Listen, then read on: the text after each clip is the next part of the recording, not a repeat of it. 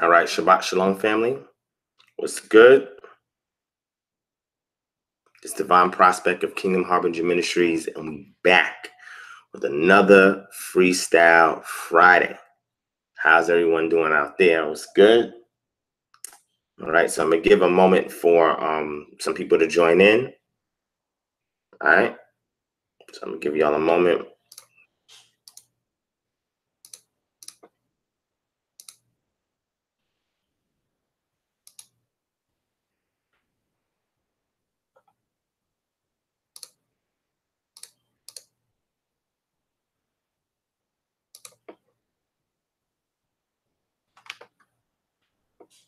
Let me see what's going on. Okay. I don't see nobody joining. What's going on? Let me see. Might be the link.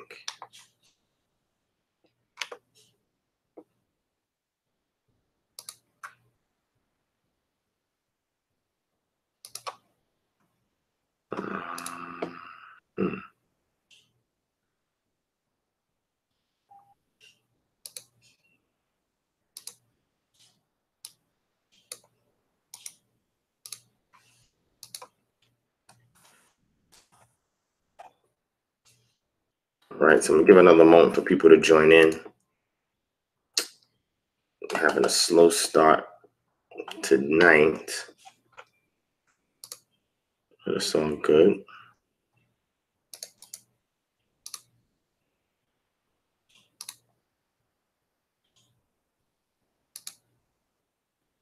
All right. Peace to Twist is real. Oh, Twist real. Peace, peace. All right, so I'm going to give another moment for people to join in. Again, it's like another moment. Shalom to Sea Shade. Shalom to Cheryl. Let's see.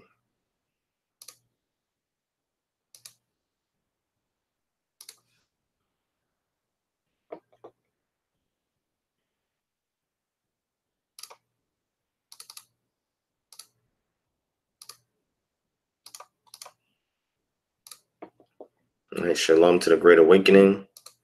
All right, fam, make sure you thumbs up this video if you enjoy the session, as well as share it to the family who is awake and needs some edification material to watch and build with.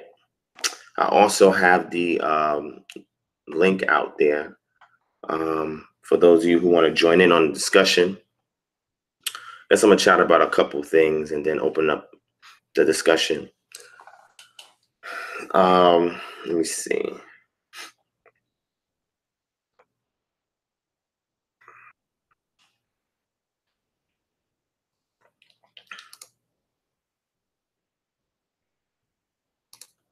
Yeah, slow start on tonight. Don't know what's going on. Unless there's other live streams that's going down that I'm not aware of.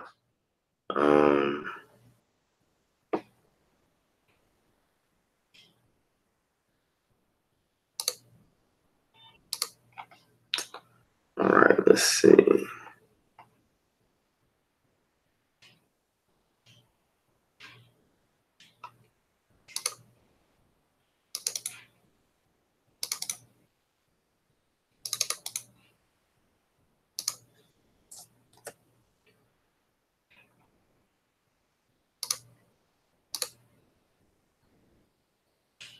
Yeah, long week is right, Ashan. Shout out to Ashan, Barzilai, Avshalom, Shamaryan in the building.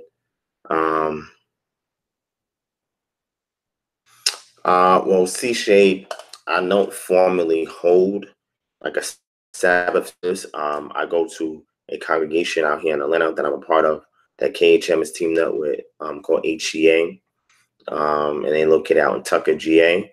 Tomorrow, interestingly enough, I will be teaching there, right? I'll be teaching it tomorrow, or technically later on today. I'll be teaching there. And it's interesting because I didn't even put anything together yet. So what y'all are going to experience tomorrow is pretty much a miracle because, you know, after I do this, I know I'm going to be tired, but I'm going to stay up a couple of hours. I'm going to throw something quick together and, you know, I'm going to stream it for y'all later on today. All right. My camera, I can't use my video camera, my camcorder, because the charger is missing.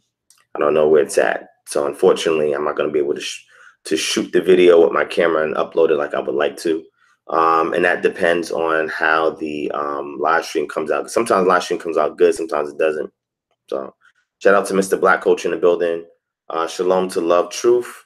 So Sea Shade is going to be out here in Atlanta, in Tucker, Georgia. If you're in Atlanta, let me know. We post the details in the chat. You can come through, but it will be live streamed on this channel. All right. But again, I was a topic was suggested to me to speak on, and I might still rock with it. I was trying to figure out how to put it together, and then I had a new contract that I started last week. Started working last week, so that took up a lot of my time. So I didn't really, and I had to like kind of adjust to it. So I didn't really have a lot of time to work on anything, you know, and I'm in the process of moving as well. So there's a lot going on. But I was asked to do it, and I said I would. I also have an interview on Sunday. So I'll have an interview session on Sunday that will be on Facebook Live, right? It's called Love and Sensuality. And it's going to be on Facebook Live. I'm going to be coming from the book of Song of Solomon, and pretty much share a perspective on love and sensuality as it pertains to Israelite culture, right? Shout out to Rod Kenny in the building, Dale H in the building, Love Truth. I think I shouted you already, Love Truth. You get double shout out. So again, I'm giving another moment for people to join in. We got about 25 people now. There might be other live streams going down. It's probably where y'all at. Or there might be some kind of event going on tonight or something I don't know about. Y'all let me know. But you know, this is a usual time. I mean, going forward, the good news is Fridays going forward. Once I relocate in about a week, I'll have more preparation time for these sessions, so I can start them earlier and be able to do it sooner, because I know a lot of y'all prefer to see it maybe a couple of hours, like about 2-3 hours sooner, you know, at least by 10 o'clock. I'm going to be done by like 12:30, and at the very least 12 and be done by 2. So y'all let me know if that works out for you, or if you're fine with it being this late, let me know. All right. All right. So I'm going to give it another moment. We're going to get started. But yeah, this is a slow joining today, I see. Really slow joining. All right, let's see.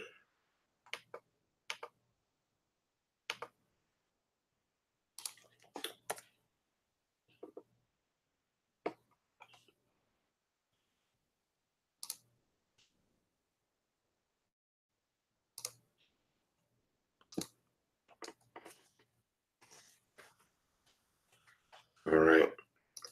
All right, so just bear with me a moment, family. Just bear with me a moment. I'm trying to get this link out.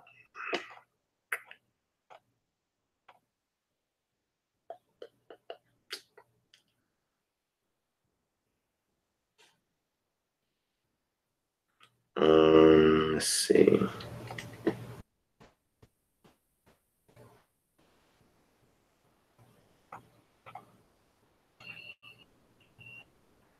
Yeah.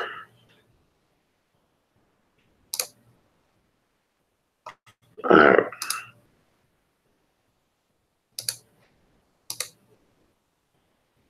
Shout out to Kimo Ben Israel in the building. Shalom.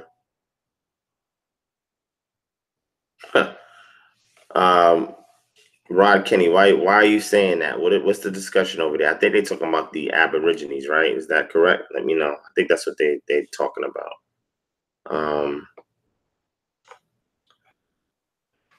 But what I'm doing tonight is I'm allowing an opportunity for people to join in on the live stream if they want to discuss Israelite doctrine and I guess challenge something that I teach. You know, I like to always give that opportunity. If somebody disagrees, they can disagree amicably, but still be direct in how they convey their worldview, and we can just, you know, talk it out.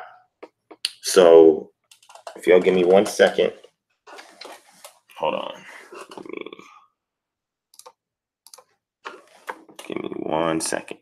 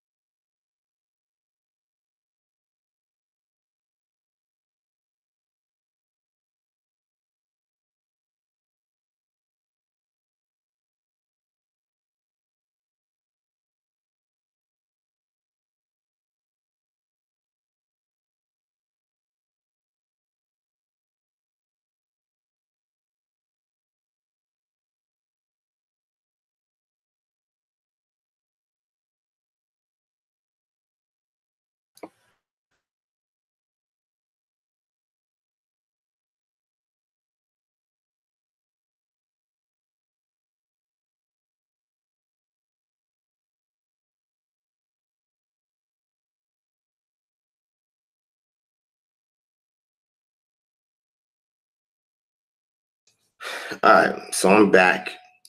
So we're about to get this show on the road. Let me just give me 1 second. Yeah, I hate delaying like this, family. So forgive me. Forgive me.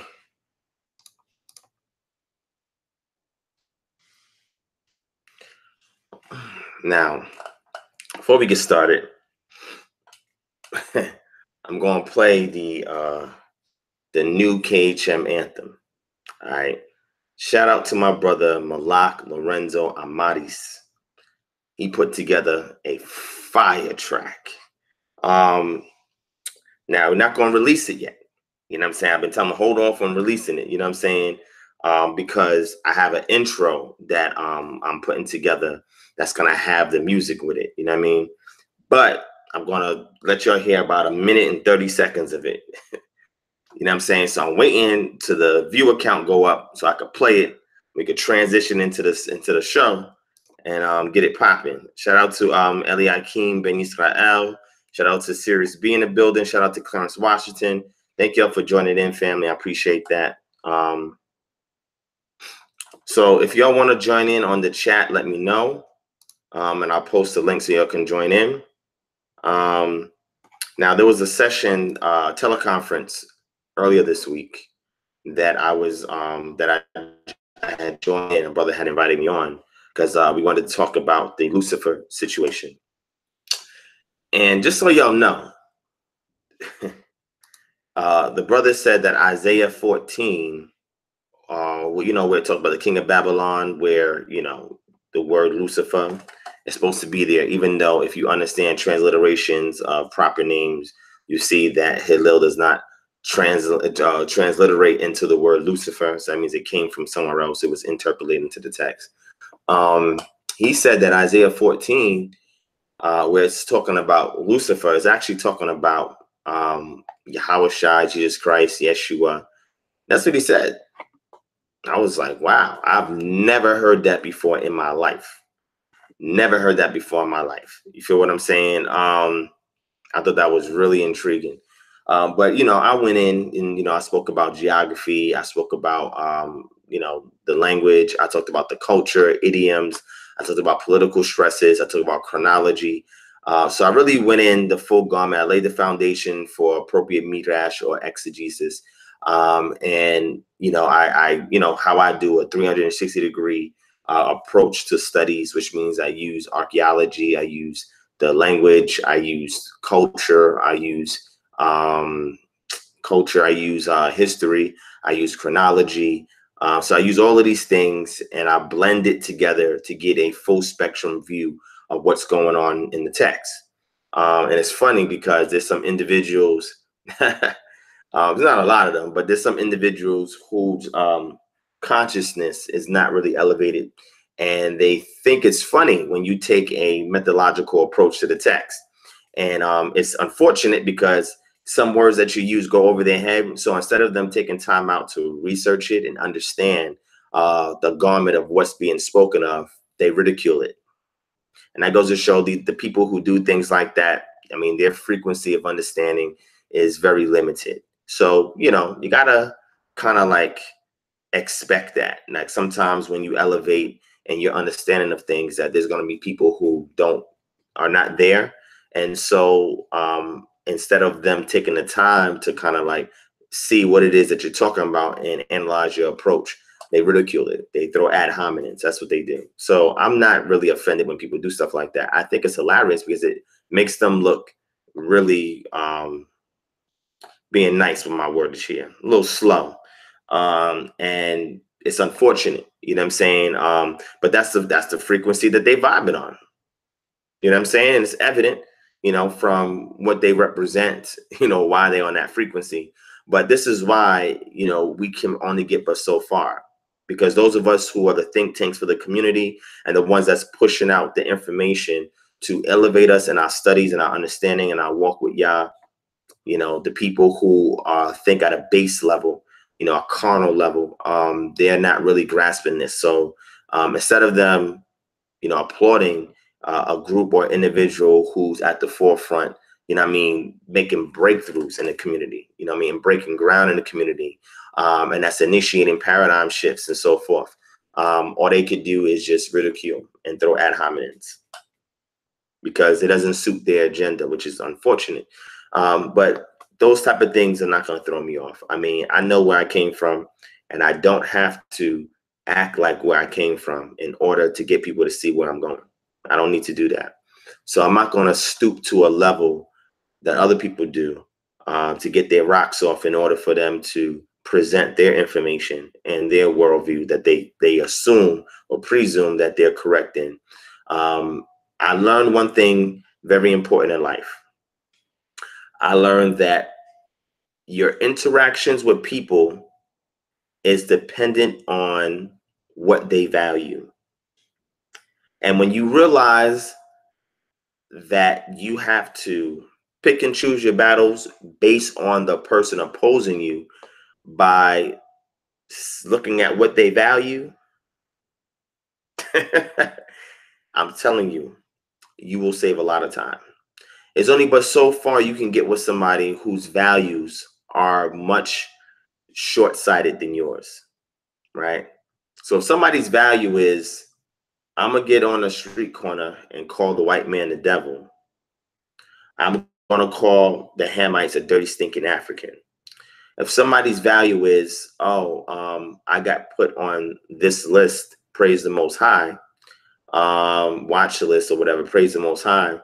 If somebody's value is calling somebody the N-word all the time and cursing all the time, if that's what they value and that's not what you value, kind of wasting your time.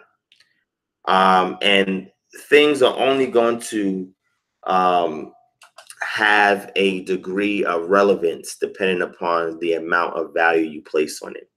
So if I'm over here trying to get this information into academia, if I'm over here trying to start a city from scratch. If I'm over here striving to restore culture, build communities, and teaching our people how to be autonomous, if I'm over here supplying the needs of those around me, if I'm over here doing these type of things, and the person who's opposing me is not even there, I mean, it doesn't make sense for me to engage in like that. I'm just keeping it a buck with you. It doesn't make any sense. It's pretty much a waste of time. Shout out to GSH Everything _27. Shout out to Vanessa Satterwhite in the building. Vanessa was on that teleconference. Vanessa, if you're there, if you don't mind, can you just give some feedback on that teleconference and how interesting it was, if you don't mind. We're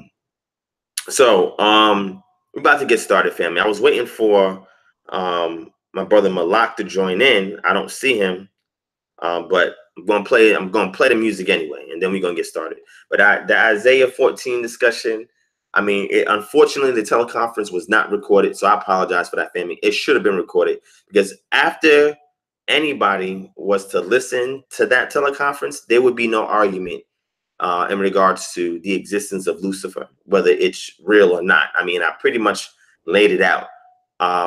The person who I was speaking to, good brother, but he was just pulling scriptures from everywhere. And I stayed in the chapter of Isaiah and I worked it. I didn't have to go nowhere else, right? And I told him, I said, even though I can be considered messianic, I didn't have to go to the so-called New Testament in order to prove my point. I didn't have to go to the book of Ezekiel to prove my point. All I had to do was use the book of Isaiah. Why? Because proper hermeneutics is that if you want to apply the appropriate exegesis, you have to be able to use the context in which you find the passage in. You want to stay away from pretext and subtext, use the context. And understand things such as geography, understand things such as chronology, understand things such as political stresses, economic situation, the spiritual disposition of the people, the social construct in which they were growing up in, idioms and things of that nature. Understand when something is written figurative. Understand when you approach Hebrew prose. You know, if you go to a critical edition Bible and you're reading the book of Isaiah chapter 14, you'll see that it's truncated and it's coming down in the center as opposed to coming all the way across. That's because you're reading what's called Hebrew prose, okay? And it's not in the narrative form.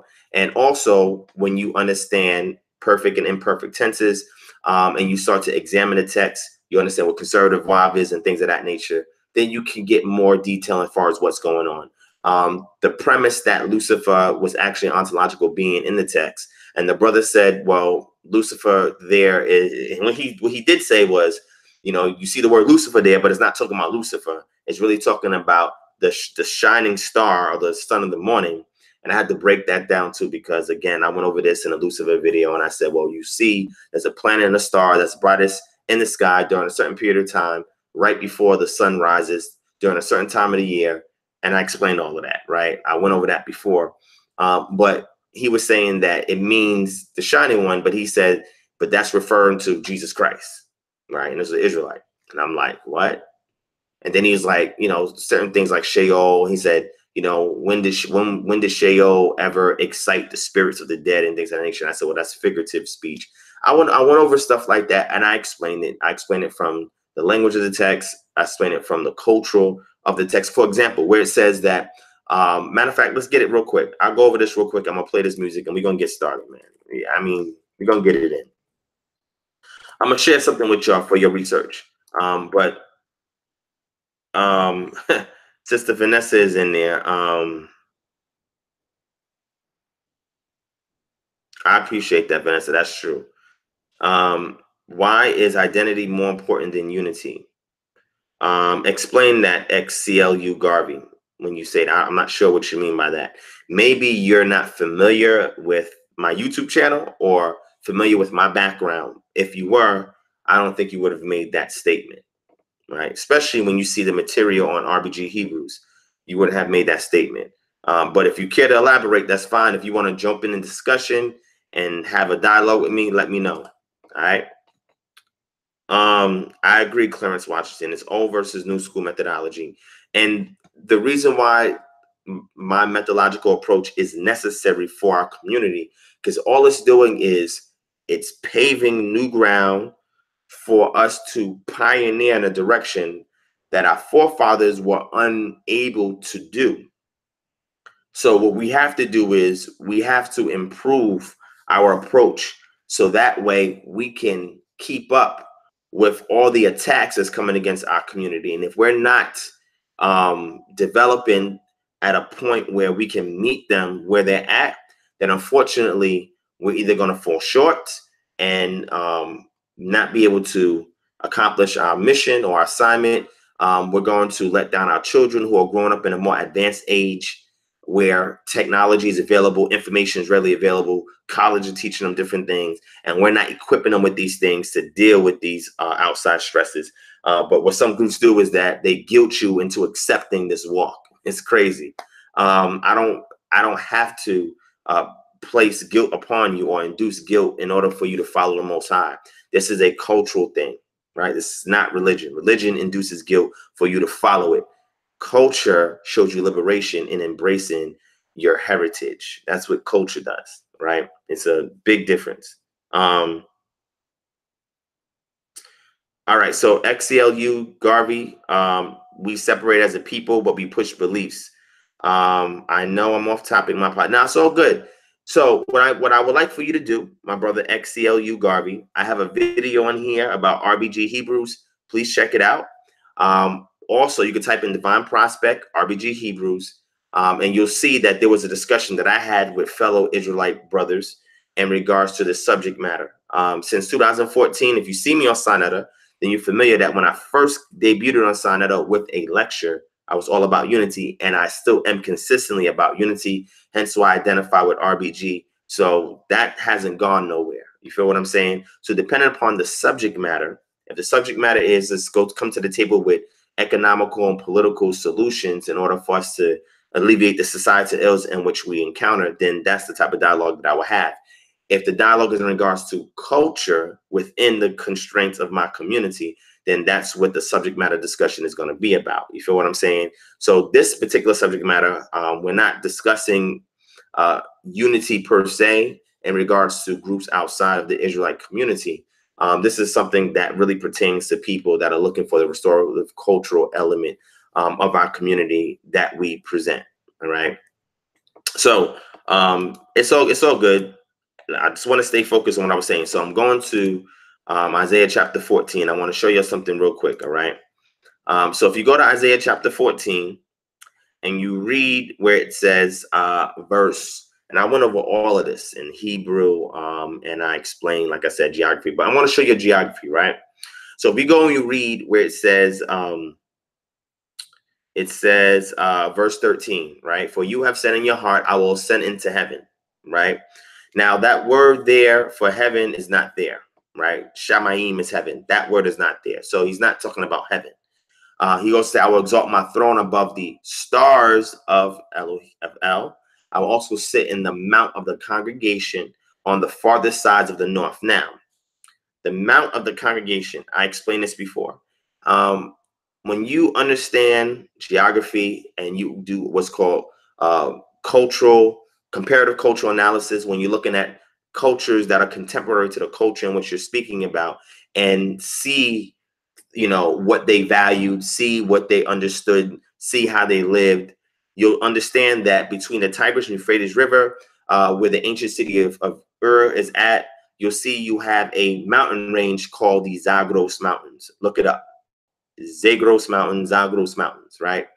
And the heights of these mountains, the highest point of these mountains pierce through the cumulus layer of the atmosphere.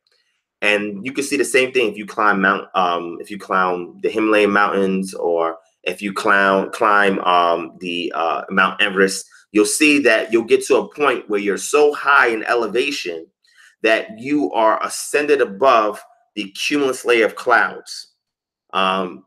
People in ancient times believed that their deities would assemble and meet at the mountaintop. Okay, this is something that was common in most ancient civilizations. And when they were unable to access the mountain range, they would build things, especially in Mesopotamia, called ziggurats, right? Or they would go to a high hilltop, okay? Whether it's a plateau, even a hill itself. And they would commune with the deities, right? They would commune with their powers, right? That they believed in. So when you understand that, you know that the Zagros mountain at the very peak, that was believed to be where the assembly of the gods would meet. Okay. One thing that would happen is the king that's ruling an empire, when he goes to conquer another nation, you know, he would have a parade through that community where tribute is being paid to him. And this is where you'll see, as you're reading further down in the text, where it talks about the let me see, where is it at? It talks about flowed much better when I was on that call, because I was anticipating that discussion. It talks about the harps and the musicians, because you always have a situation where during these parades you'll have musicians and you'll have singers that will proceed in these processions before the king as he's going through these conquered towns. And you'll see in the text where it says that, you know, your musicians and your harpists or whatever, they're going to meet you down in a grave, or there's going to be some that are going to meet you there in a grave, because just like you proceeded through these communities in which you conquered, these countries and nations in which you conquered, now you're going to be welcomed with musicians and harpists, but it's not going to be anywhere in the living realm. It's going to be here in the realm of Sheol, right? But anyway, so when they believed that the deities resided in the mountaintop, the top of the mountaintops, and anybody that went up the mountain, you would, if you come into the peak of the mountain, you would pierce through the cumulus layer of clouds. So to the people that are down below, they're looking up, it seems as if you are going to heaven, or that you're ascending upward, which the text actually says that you're going upward. And when you go upward, now you're going to meet with El, or the power, right? Whatever that deity is. The patron deity for a lot of the Babylonian kings was Marduk. And we know when we read the Enuma Elish, that's, you know, that tells you the cosmogony of ancient Babylon, from the world according to ancient Babylonian tradition. You'll see that Marduk slayed Tiamat in order to save the other deities and use her body to create the heavens and earth and everything else like that. But once you start understanding these things, I also explain what the Akitu festival is, and I mentioned this in an old lecture. And again, this is having, you know, going into the culture itself. Even the word kiseh is there, and we see that kiseh, similar to an Assyrian loan word that goes back to a word that's called agu. When you look into the Assyrian lexicon, you can get that from the Oriental Institute of Chicago. Go on a website, you could download that for free. But anyway, you'll see how these things are interrelated. This thing is not spooky in any way. There's a lot of figurative language that's here. These are idioms that will be understood to the people at that time. For somebody to say that this is talking about Jesus Christ, something like that, I don't know. You know, the way the brother was laying it out, I understood his premise, but it just goes to show me that he's not that familiar with this level of study or the approach to scripture. So it was a lot of eisegesis that was read in there. But I mean, he did his best to make his point. But this is why I tell people you have to have a 360-degree approach to the text.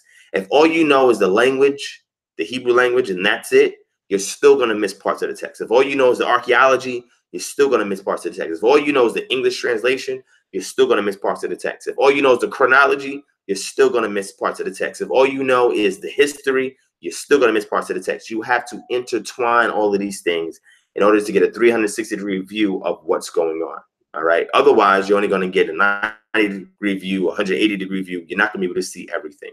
Okay. Because when you have a 360-degree, when you look at it, everything brings you back full circle, and you'll be able to see everything that's going on in the text. And this is why I bring these things out, for us to increase our approach to the text. All right.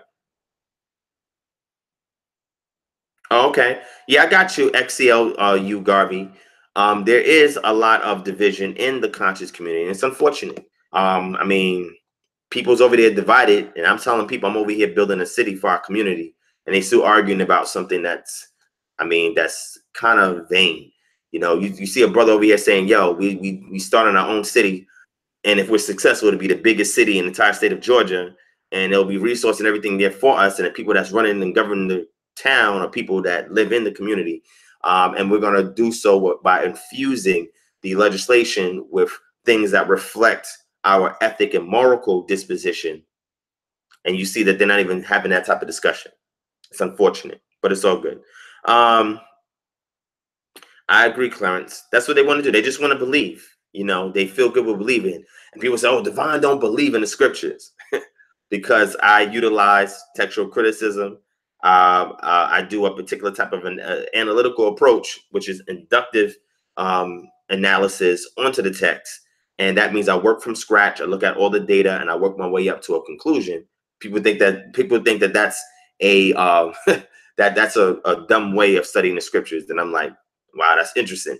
They don't really study the historical context. They don't really study the chronological context. They don't really study the archaeological context. They don't even know the language. Most of them don't even know the language. I mean, they don't even take time to learn the Hebrew language, right? So I took time to teach myself biblical classical Hebrew in order for me to further understand. I took time to read what stratigraphy is, to read what basic archaeology is, to read and understand terms like in situ and see what that means. You know what I'm saying? To look at synchronistic chronology, you know what I'm saying? And synchronisms in regards to chronology, looking at things such as carbon dating, argon dating, you know, as a point of reference. Looking at things such as comparative cultural analysis by looking at Ugaritic, or looking at Assyria, or looking at Babylon, looking at Kemet, you know what I'm saying? Or even the Canaanite culture in that region as well. I'm taking time to study all of these things to bring it back to the community, so that way you have more tools and people ridicule it. It's crazy, but it's really people that has a very base level of thinking, right? They just act like a bunch of people off the street, and you're trying to show people that the Most High has transformed you. A lot of people who may not know me personally don't know my stint when I was in the streets. And they probably will never know unless I tell them, or they go back with me to my old community and they ask people, you know what I'm saying? But I show people the transition. If the Most High is with you, you should be a totally different person than what you was 5 years ago, 10 years ago, 20 years ago. And if you're somebody that was not brought up in this truth and you had a past, then people today should not see that.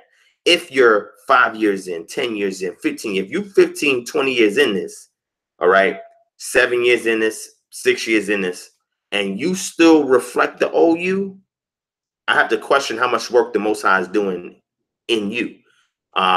You may have the letter of the law, but is the Ruach really governing your moves? Is it really transforming your disposition? I don't know. And I'm not going to make that call, but I'm saying I'm a totally different person today than I was 10 years ago. And people that know me can attest to that. That's like when they meet me now and they see me on Facebook, or they meet me in person. It's like, man, I see that you're doing so-and-so.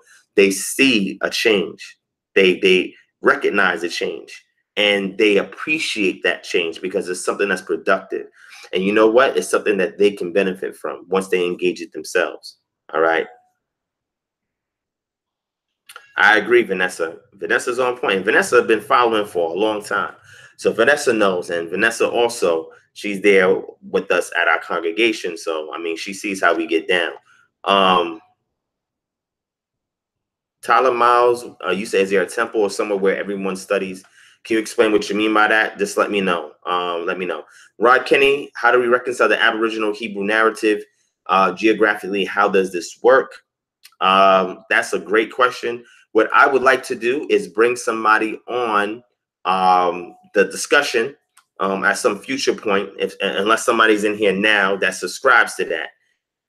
And just so you know, XCLU Garvey, there's brothers in our Israelite community that are upset because I identify with RBG, and that's why we had that discussion to the point where you have people in the conscious community that are joining and assisting those Israelites that are against the RBG element, and confirming for them that Marcus Garvey, the green, was intended to represent the Irish, even though the UCI, the UNIA ACL, that's not what's there in Article 39. That's not what it says, but I'll fall back. But again, that is an insemination of division. That is an agent provocateur. Those are things that we have to identify and separate ourselves from. So I've taken some time of being patient with certain people, but then I realized that they're not really trying to build. So I leave the line of communication open, but I just keep my distance. You feel what I'm saying? But anyway, so I would like to bring somebody. Shout out to Nazi, Malchayaban Melchizedek. Shout out to That Way in the building.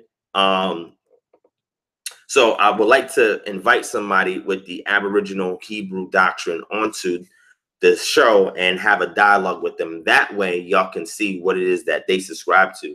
Because I've studied the doctrine, and you can see what my differences is in regards to that. All right. So we'll see if they jump on, and we'll see where that goes from there. All right. Shout out to Malak Lorenzo Amadi's in the building. Finally, I could play this music. Shout out to Yosef Jones. So I'm gonna go ahead and shout out to On Code Barber in the building from the UK.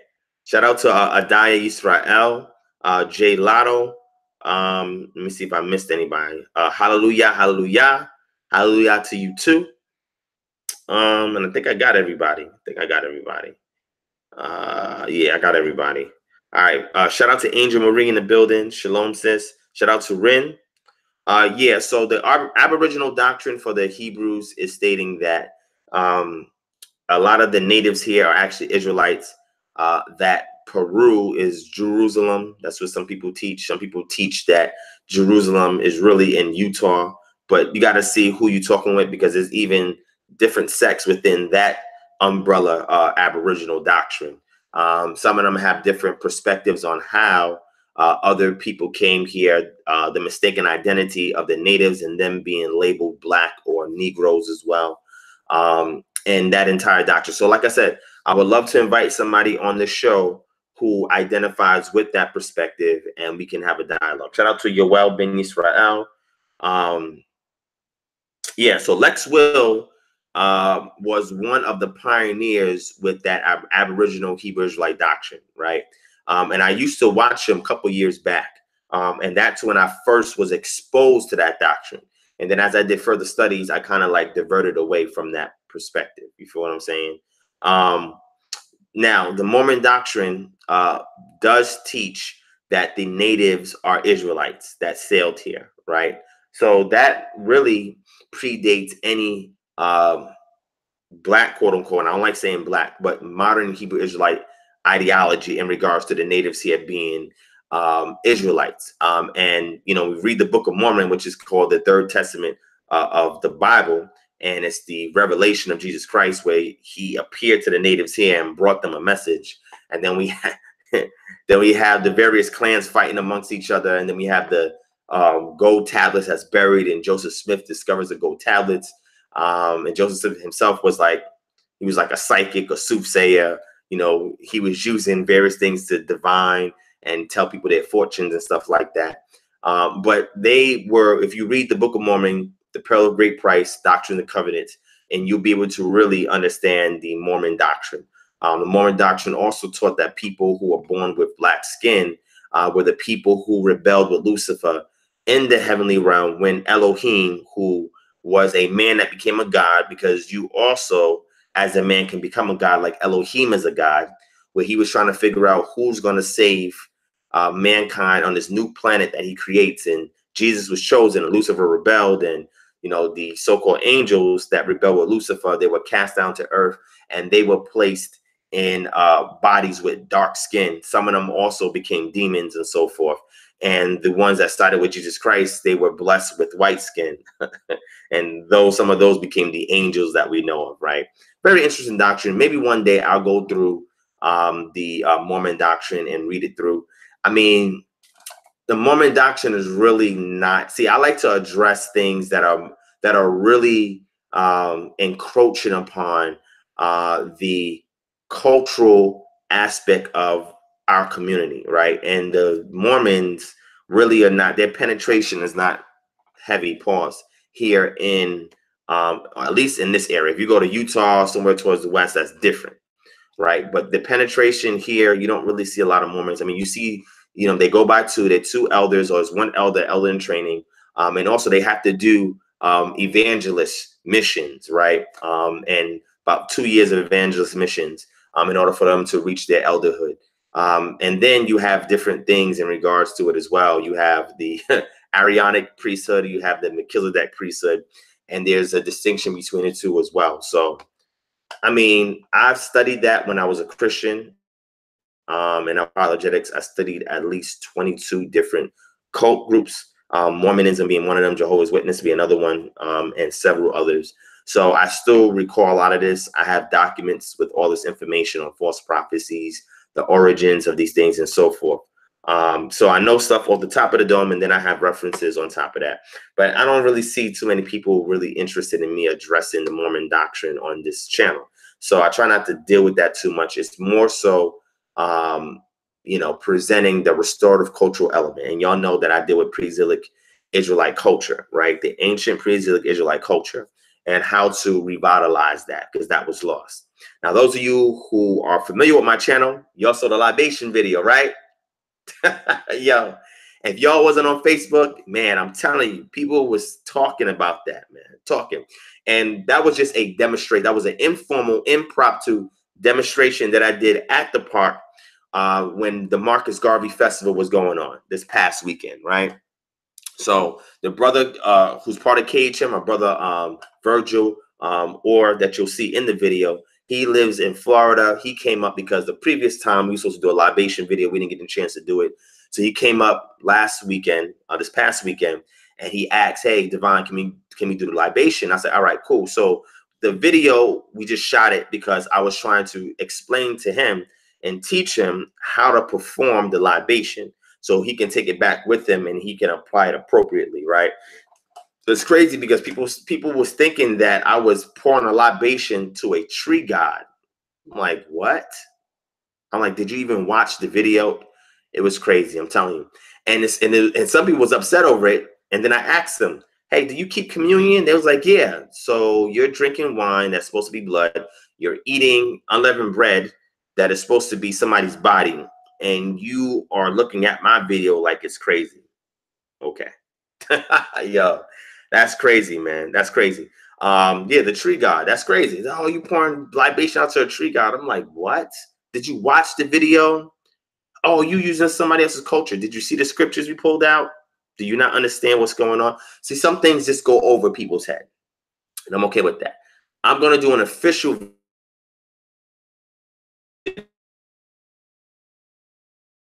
name, and you'll see me doing the libation of wine and oil, right? Because the wine represents the blood shedding or the sacrifice that you're willing to give to Yah, and the oil is the consecration of that blood sacrifice. And this is done in lieu of a priest. Okay, so a priest does not have to, you don't have to be a priest to perform this.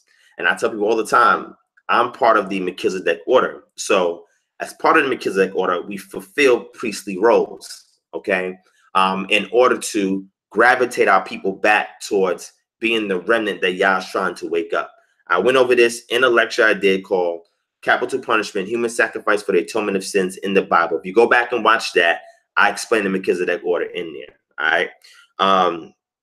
You know, so a lot of people just was talking. They didn't really watch the video. When you watch the video, I explain everything. I already knew there's going to be controversial. Good news is more people liked it than people that disliked it. And I realized that people that disliked it are the people that are the most religious people, and they don't really understand. They talk about their culture, but they're not really doing the things that is in their culture, right? The mitzvot is one aspect of the culture, and then there's customs that our forefathers did that ran alongside the mitzvot. But it's okay. I'm still going to do the claromancy video.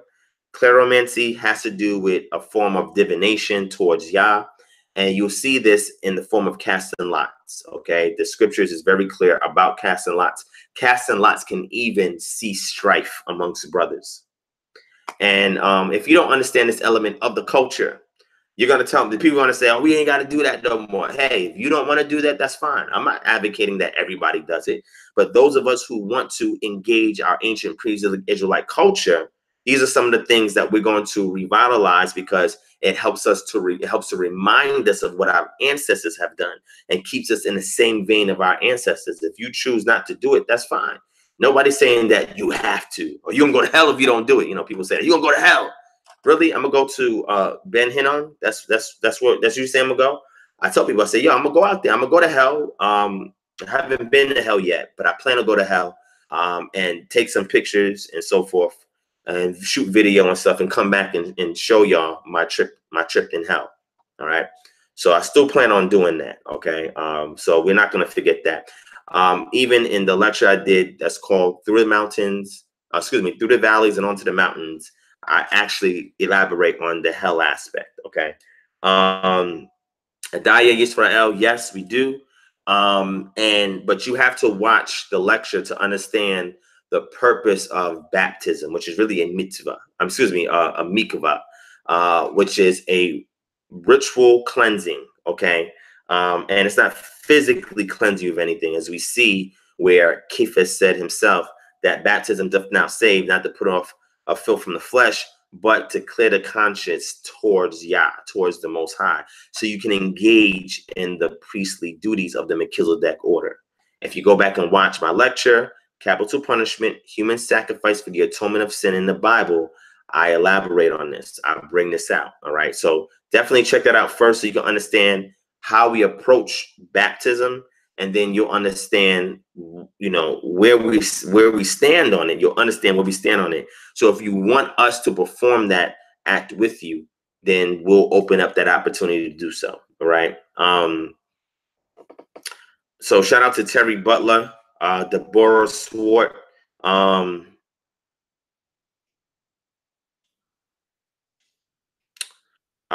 Yes, there's always been a battle between culturalists and religionists in the community, and this is going to continue to happen. Okay. And the reason why it's going to continue to happen is because there's some people that learn their worldview through religion, and there's others that were brought up in culture. And what we're trying to do is restore culture. And the purpose of restoring culture, because we're saying that this is part of our ancestry, right? This is part of our heritage. That's why we're restoring this culture. Now, it may not be everybody's lineage, everybody's heritage, or whatever the case may be. And soteriology is a very peculiar subject matter, because there's different ways to obtain salvation depending upon what your religious worldview is and what your cultural worldview is, right? And there's people that tell you there's only one way for salvation, and that's their approach to it. You know, that's not my approach to it. The remnant already know the route they need to go in order for them to obtain redemption. That's really what salvation is a form of redemption. What are you being redeemed from? When I was in a Christian church, they taught me that salvation is threefold. They said salvation is justification. You know, salvation is sanctification, and salvation is glorification. Justification because you are, and this is what I learned by taking. They had like seminary type, I guess, workshops at the church that I was going to, where they was like going through the doctrine and everything like that. And they was teaching that justification is when you are declared righteous before Yah, right? And that justification comes through the shedding of the blood of Jesus Christ on the cross. And his blood was the redeeming factor for all of mankind. Then you have sanctification, which means you're being, so you be declared righteous. That's going to save you from the penalty of sin. And then sanctification means that you're being saved from the power of sin, right? And that's the indwelling of the Ruach, or the Holy Spirit. And then you have glorification, which means you're going to be saved from the presence of sin. So you're going to be saved from the penalty of sin, you're going to be saved from the power of sin, you're going to be saved from the presence of sin. So that's justification, sanctification, and glorification. And that is the salvation model that was taught in the church that I was going to previously in the past. So but I don't look at, my worldview is not from a Christian model anymore. I understand the Christian model, but I no longer identify with it, right? I have a different approach when it comes to soteriology, or the study of saving something, right? Or being saved. So anyway,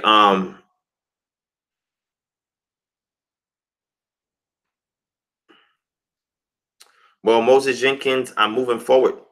Definitely moving forward from that. So that's not really a issue anymore. I was going to address a little bit more of it, but I said, nah, I'm going to leave it alone. I'm going to leave it alone. I'll do it another time. So anyway, let me go ahead and play this music since we got 70 of y'all in here. Again, this is an exclusive. You're not going to hear this nowhere else. Not yet. I spoke to my brother Malak. My brother Malak is one of the, he's a member of KHM, and he's also one of our musicians, one of our artists.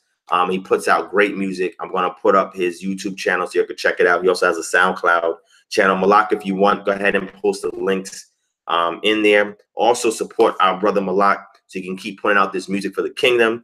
Malak, you can also put out your PayPal information in there so that people can donate to you as well.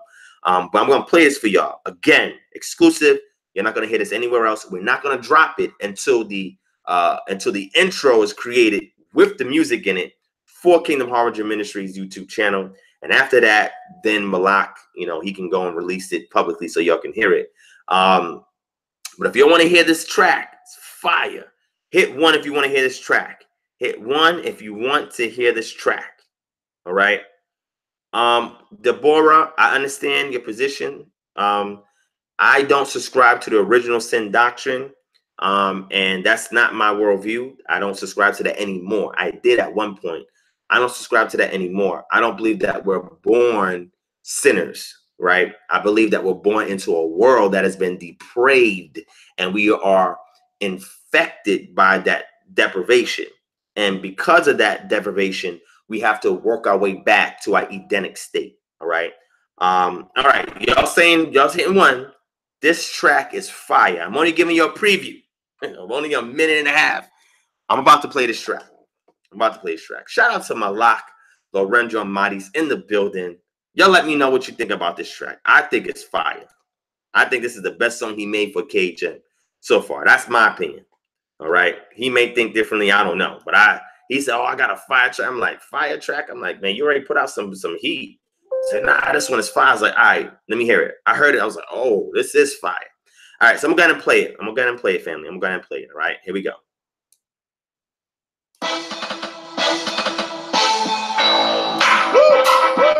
Let's go get it out. Bang hard right there. Yeah. It's the only place you gonna get it right here. Let me tell them where. Word. Shadow on beat, by the way. Let's get into it. What you learn about cultural diffusion, create silly practices from y'all students. Found among the people reside in the West Africa. Libations, liberate marriages, ancestor veneration for the taking, cultural liberation, research application, redeeming Israel as a nation. Returning to the menological calendar, before exile, before the Lord challenged us, before the 70 years in Babylon, way before the Philistines worship Dagon. Autonomous ways to reckon the time, the Gregorian calendar need to be left behind. Big up to my brother Divine, yo, only at the place to learn our Hebraic language, restoring our culture through the lens of the ancients, restoring our people at food, shelter, and raiment, community-based driven as eyes for the taking. As commanded, patronize one another, never to hate Esau, for he is a brother. Think intelligent, excel in numbers, only at KHM. Nope. That's it. One stop there.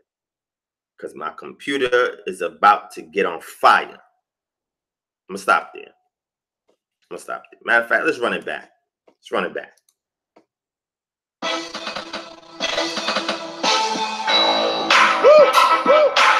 get it out. Bang hard right there. That is hard right there. It's the only place you gonna get it right here. Let me tell them where. If y'all feeling this, hit 2. Hit 2 if you're feeling this track. Word. Shadow on beat. It's the KHM anthem. Let's go get it out. Bang hard right there. Yeah. It's the only place you gonna get it right here. Let me tell them where. Word. Shadow on beat, by the way. Let's get into it. KHM. What you learn about cultural diffusion, pre-exilic practices from y'all students. Found them on the people residing in West Africa. Libations, liberate marriages. Ancestor veneration for the taking, cultural liberation, research application, redeeming Israel as the greatest. Return us to the menological calendar, from exile, before the Lord challenged us, before the 70 years in Babylon, way before the Philistines worship Dagon. Autonomous ways of reckoning the time, the Gregorian calendar need to be left behind. Big up to my brother Divine, yo, only at the place to learn out their brain language, restoring our culture through the lens of the ancients, assuring our people that food, shelter, and raiment, community-based driven desires for the taking. As commanded, patronize one another, never to hate Esau, for he is our brother. Think intelligent, excel in numbers, only Whoa. Well, I'm going to stop right there. If y'all show up to HCA tomorrow, we're going to play the entire track. It's going to be fire. Watch the live stream. We're going to play the entire track. I'm just giving y'all a minute and 25 seconds right now. This joint is fire. This will officially open up this YouTube channel for another 6 months or so until we get something else fire. We're going to add something else fire to it. Shout out to Moses Jenkins. I appreciate the donation. Thank you so much for the donation. I appreciate that. All right. Wow,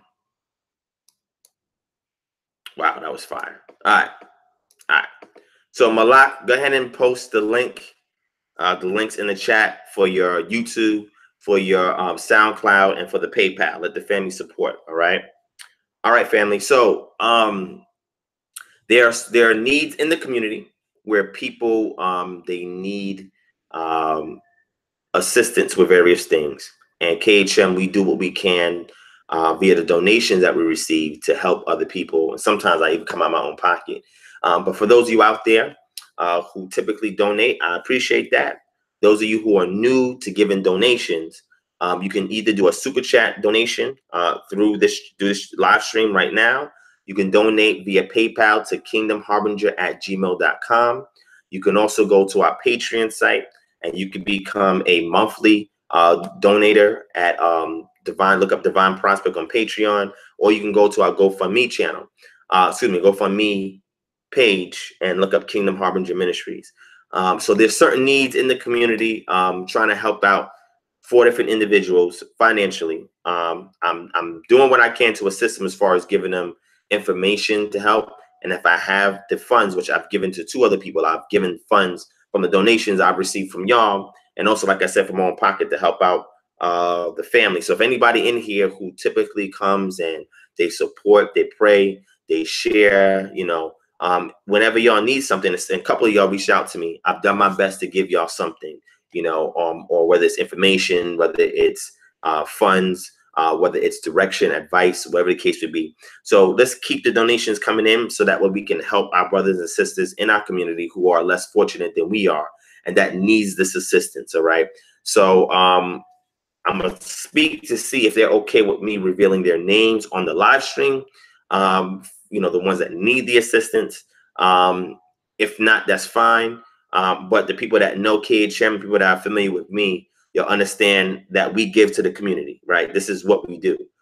Even with me working with Greenhaven, we're really doing something that's monumental in our community that can benefit us directly. You feel what I'm saying? So I just want to take time out and mention that. So every donation that's coming through now, it's definitely going to be placed aside, and it's going to help those that are in need that support this ministry. All right. So I just wanted to shout that out for y'all. So Malak, you saying you have problems sharing? I don't know what's going on. Hold on. Let me see. Let me see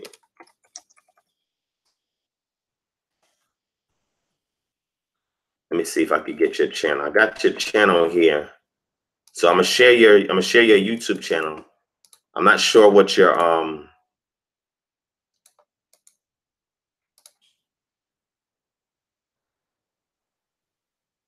Moses, you said you live in Alpharetta.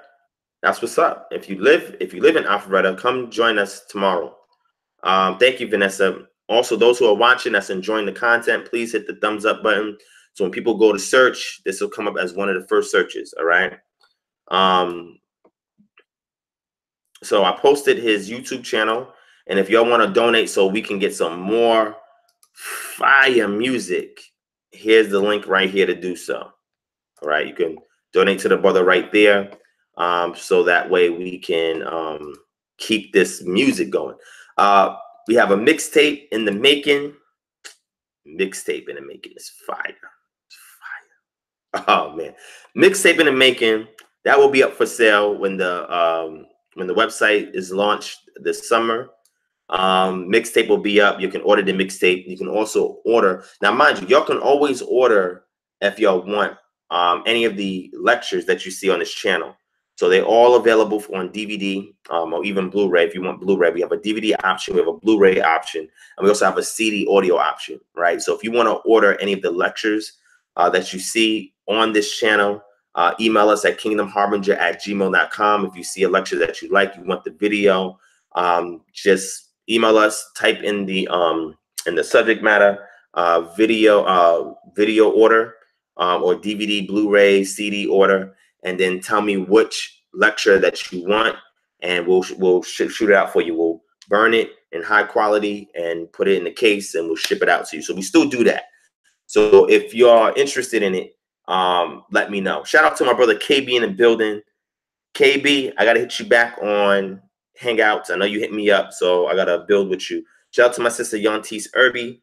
No problem, Yontis, but we're not done. We're still gonna look out for you. You know, as long as people are supporting, we're gonna support you and everybody else that supports this channel. All right. So anyway, what was that?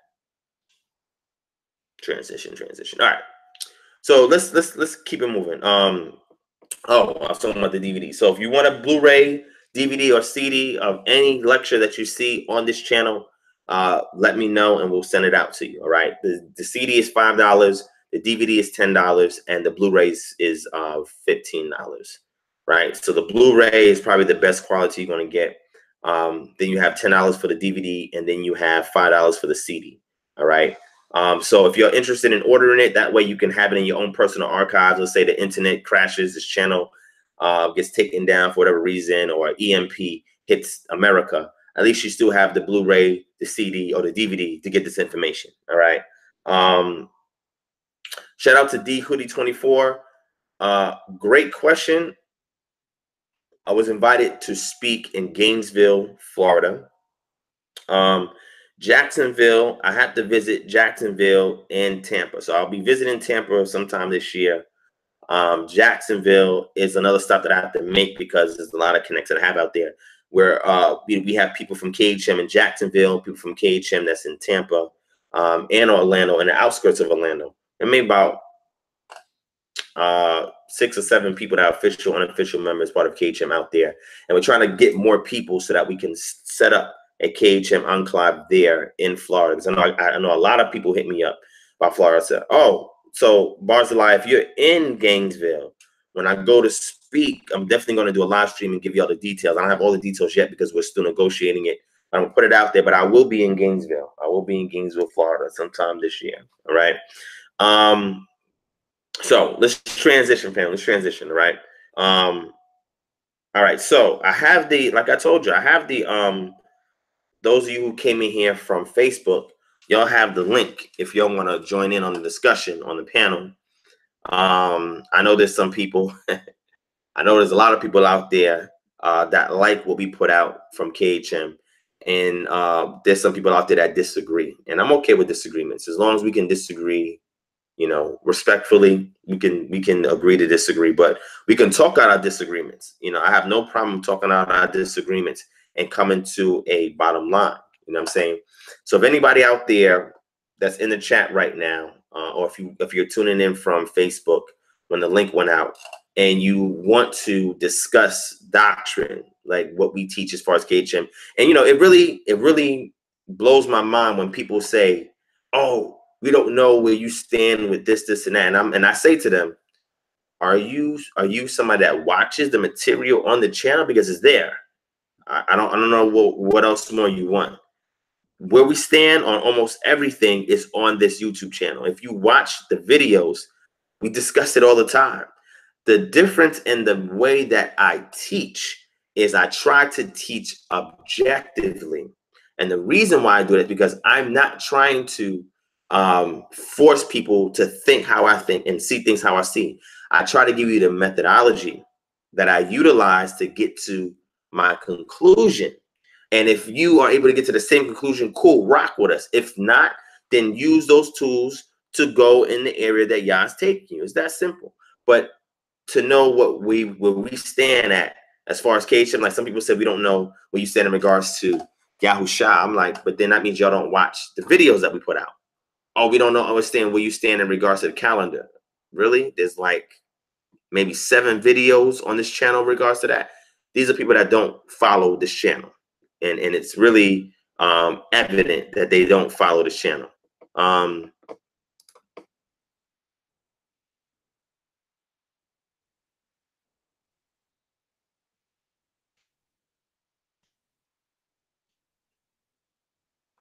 What the heck is this?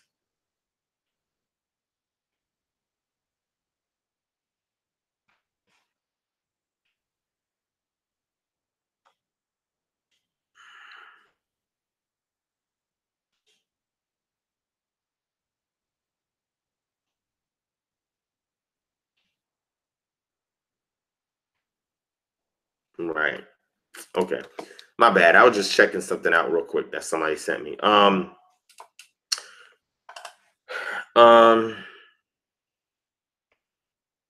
Oh, word Yantis, that's what's up.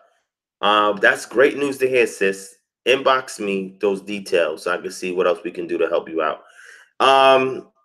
Yes, Adaya, we have KHM members in Cali. So we're also setting one up there. Right now, we're really just heavily concentrated in New York and Atlanta. But we're extending out in various other places because this ministry is about, a network of communities that are working in tandem to implement culture so we can become autonomous again. And that's pretty much what it is. Restoring culture, establishing communities, and implementing autonomy. And those are the 3 basic tenets of KHM. And the purpose of us doing this is because we are harbingers for the soon-to-come kingdom of Yah. And in order for Yah to be able to receive us unto himself, without spot, without blemish, we have to be severed from relying on, this society to alleviate us of our ills and to teach us our identity and things of that nature. You feel what I'm saying? So there's ways to go about it. And that's what we teach at KHM. All right. I don't know where, Adaya, where are you in on the West Coast? Let me know where you at on the West Coast. All right. St. Louis, Angels like St. Louis. I don't know too many people in St. Louis, but Kansas City, we have 3 people out in Kansas City. So Kansas City, we about to get Kansas City popping too. I don't know anybody from St. Louis that's interested in this. A lot of times people hit me up and say, man, we watch King Harger Ministries. We don't have, that type of information, teaching, spirituality out here. And they normally will reference a camp, right? Like GOCC, ISUPK, IUIC, or some other offshoot One West camp that's out there. And they said, we understand the brothers doing what they're doing there, but that's not what I'm looking for. You know what I'm saying? And there's also other, groups and congregations that are not One West base that are also out there as well. But you don't see too many people with the approach that we take at KHM. So I just feel a certain kind of way when I'm unable to set something up where they are immediately. If I had the resources, even if it's one person in the area, we'll set everything up for them so that way they can start get it popping in regards to KHM. But unfortunately, I don't have those resources yet, but I'm working towards that to make everything live for everybody. But anyway, oh, so Casanova, you out in Kansas City? That's what's up. Las Vegas. Don't know anybody out there in Las Vegas that are interested unless y'all in here from Las Vegas. I think that means you're from Las Vegas, Adaya. If so, let me know. All right. Let me see. Yeah, that's true. That's true. So, speak on today. I'll do a Q&A, but let me put the link in the chat for y'all if you want to jump in. If you want to jump in on the panel and have a discussion in regards to certain things that we teach. If you need clarification on things we teach, let me know. If you want to challenge something that I teach, let me know. Here's an opportunity. I'm gonna let y'all do it right now. I put it on Facebook. Yes, we have brothers in Houston, the Black Av one. Let me know what part of Houston you in. All right, so there's the link if you want to jump in on the panel and have a discussion. This is strictly dealing with Israelite doctrine. All right, and that's what I want to hone in on. You know what we teach in regards to certain things. Now that the 400-year prophecy, as some people teach it, as not being fulfilled when the Israelites were in captivity in Kemet or Mizraim or Egypt. I don't subscribe to that, because those people are saying that 1619 began our captivity in America, and 400 years, which would be 2019, is when the Most High is going to return and all this other stuff is going to happen. I don't subscribe to that doctrine, right? And I see that as being a fundamental misunderstanding in regards to the account of the Exodus. And the people who subscribe to that subscribes to the Exodus occurring during the Middle Kingdom. I subscribe to the Exodus occurring in the New Kingdom. And if you go back and watch videos on this channel, you'll see my perspective on that. I don't hold to the Aboriginal Hebrew Israelite doctrine as well. That is not my subscription. The calendar system that we use is a methodological model, which deals with the months of Abib to Bull. And in that period of time is when the feast days or the Hagim or the feasts are to be completed during that period of time. After the 8th month, you stop the counting, and then what you do is you use the elements terrestrial and celestial in order to synchronize when to start the count again of the 1st of Abib all the way to the 1st of Bull. All right. So that's why there's no intercalation in this model. There's no need for intercalation in this model. We reckon the 6 elements for synchronizing time, so we know when to start Abib and then when to count up to Bull. And I mentioned that in a video I did a couple weeks ago that's there on this channel that you can go back and check out. But there's also a 3-part, 7.5-hour plus video series that goes into more detail on that. Let me see some other things that we teach. We teach what's called historical messianism, and that is the when I say historical messianism, it's just a way of me categorizing it as it would be perceived from those from the outside, which means that the view that we have of Yahusha is more of a historical view that we have of him. And we go back to the primitive understanding of his ministry via the lens of the Ebionites and their perspective, the Nazarenes and their perspective. And these were individuals that were Israelites. So we don't base our messianic perspective from the lens of the church fathers and then the developing Christian church at that time. That's not the view that we hold. So we go back more to the historical view, and we attach that perspective back to what's called a patriarchal priesthood. And there's a video that I did back in 2015 that touches on that. Okay. And we also explain our perspective in regards to capital punishment, human sacrifice for the atonement of sin in the Bible, and that is there in the Tanakh. And it has to be set up in the Tanakh, so that way when you start to read the Brit Hadashah, the reconstructed Brit Hadashah, you'll start understanding what's going on. And we also have a reconstruction of Mattityahu that will be coming out soon. I was also working on a reconstruction of the Torah, which I'm still working on. And again, this is very extensive, and it takes a lot of time to go through this. But the Mattityahu one will be available before the Torah version is available. All right. And those of you who watch baptized in the tradition of the Father, the Son, and Holy Spirit, you'll see some of the methodology that we use to reconstruct that book of Matthew. All right.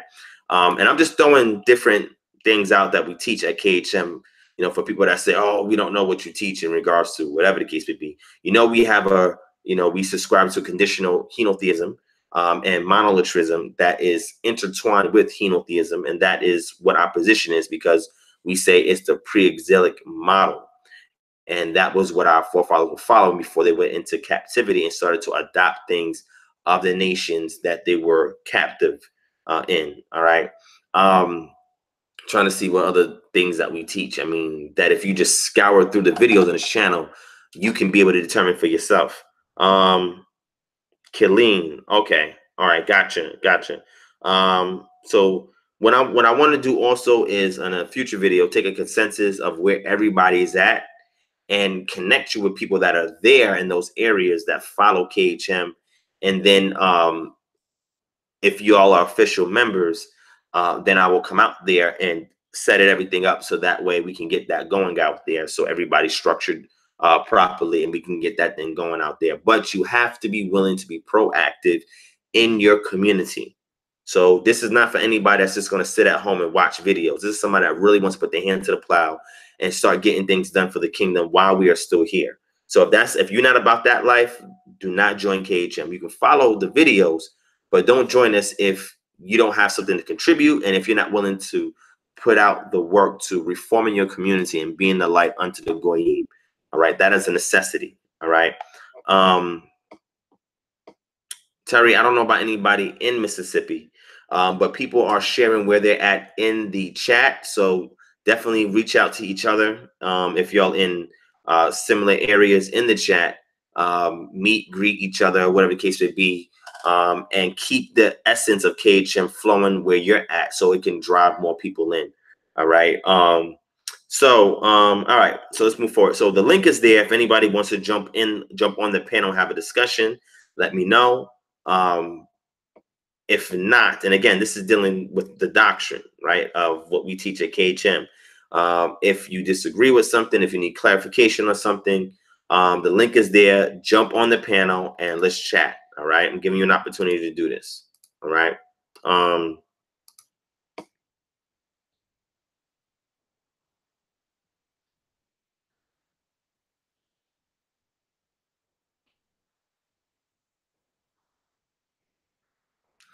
Okay. We'll see what's up. That's what's up. All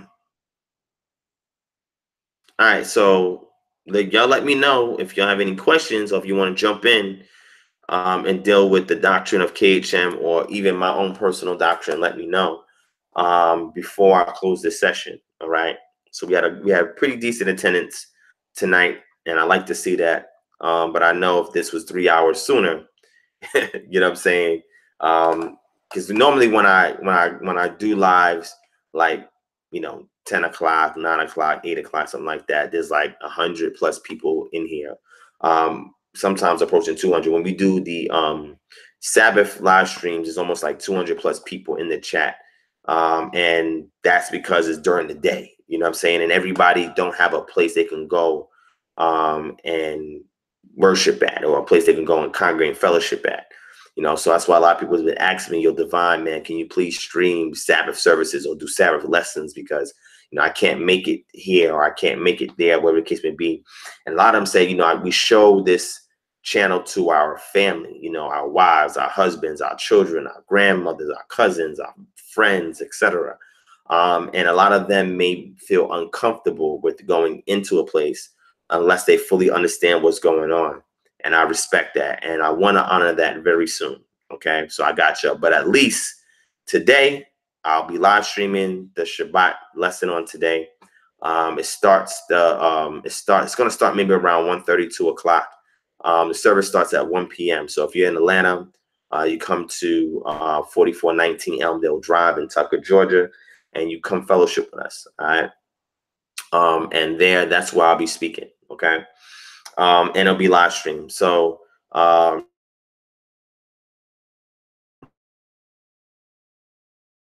building. I think I got everybody. Zephaniah. Shout out to Zephaniah. Who else I ain't see? Let me see.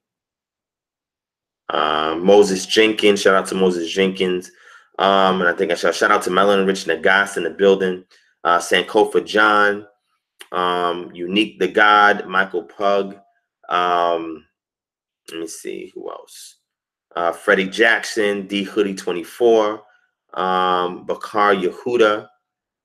I think that's everybody. I think I got everybody. All right, if you want to shout out, hit 2. Otherwise, if you have a question, let me know. Casanova said, go ahead and post your phone number so we can flood you with the text. With text. Now, I don't know if I'm gonna post my phone number in the chat.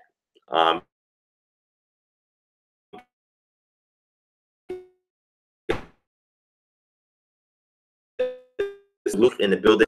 But because of this trolls, I'm not gonna put it up there because it's gonna be trolls in there. But if you do want that contact information, email me at kingdomharbinger@gmail.com. All right. And let me know who you are in the chat, and then we can go from there. All right. So if nobody wants to get on a panel and have a discussion on KHM doctrine that they disagree with or that they need clarity on, and if there's no questions in the chat, then I'm going to end this in a few minutes. All right. But I gave an opportunity for people on Facebook to join in, y'all in the chat to join in. If nobody joins in, then I'm going to shut down and I'll start working on my lesson for tomorrow that I didn't even get started with yet. So let me know, family. Let me know.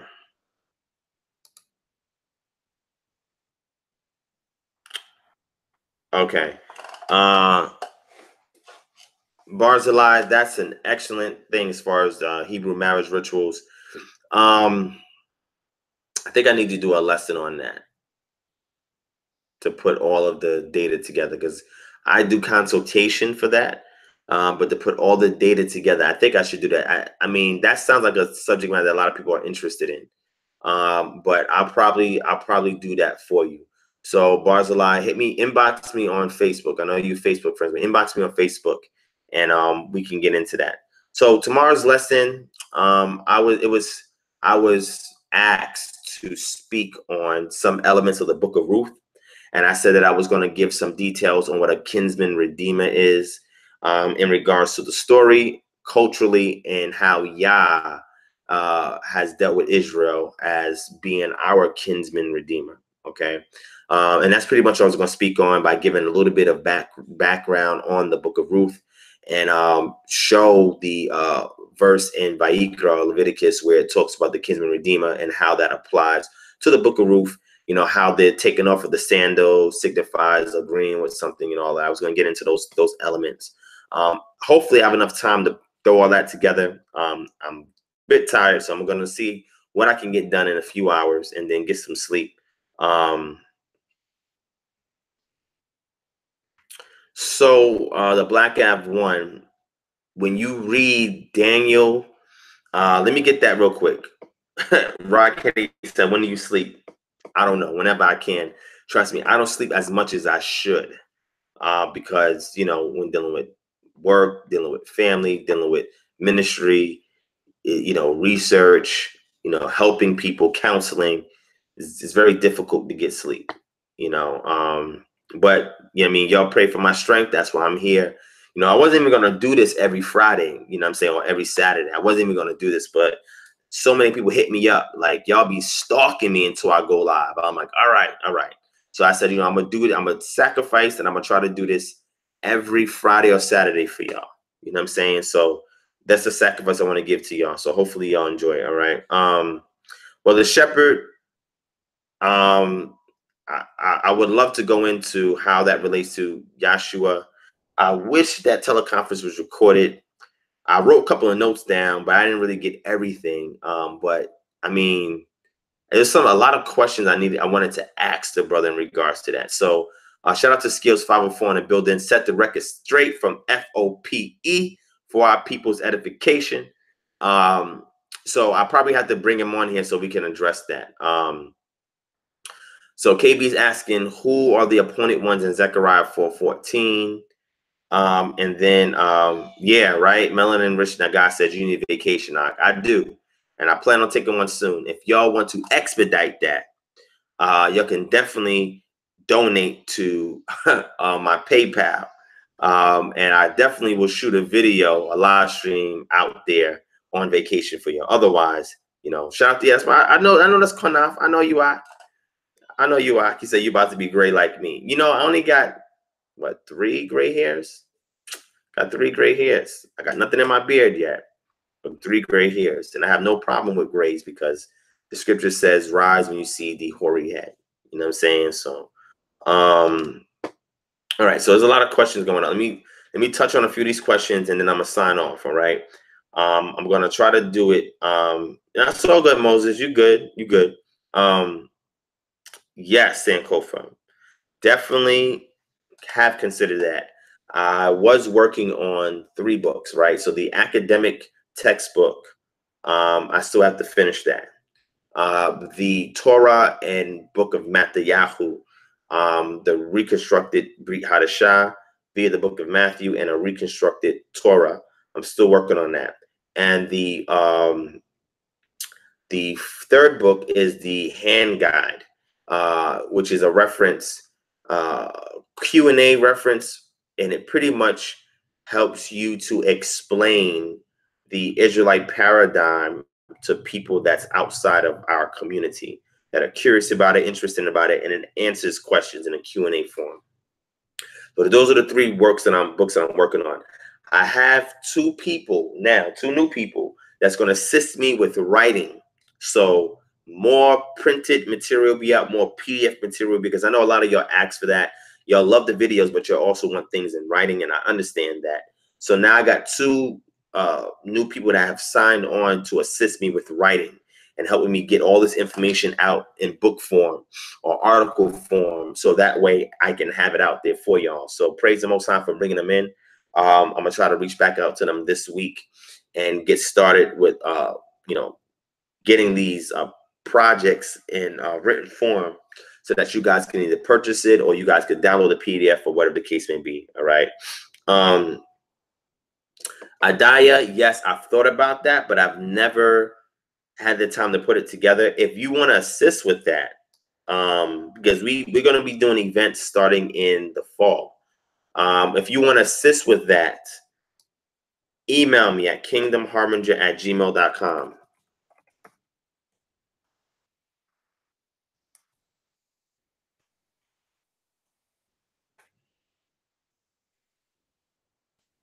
All right, email me at kingdomharbinger@gmail.com if you want to assist with that. All right.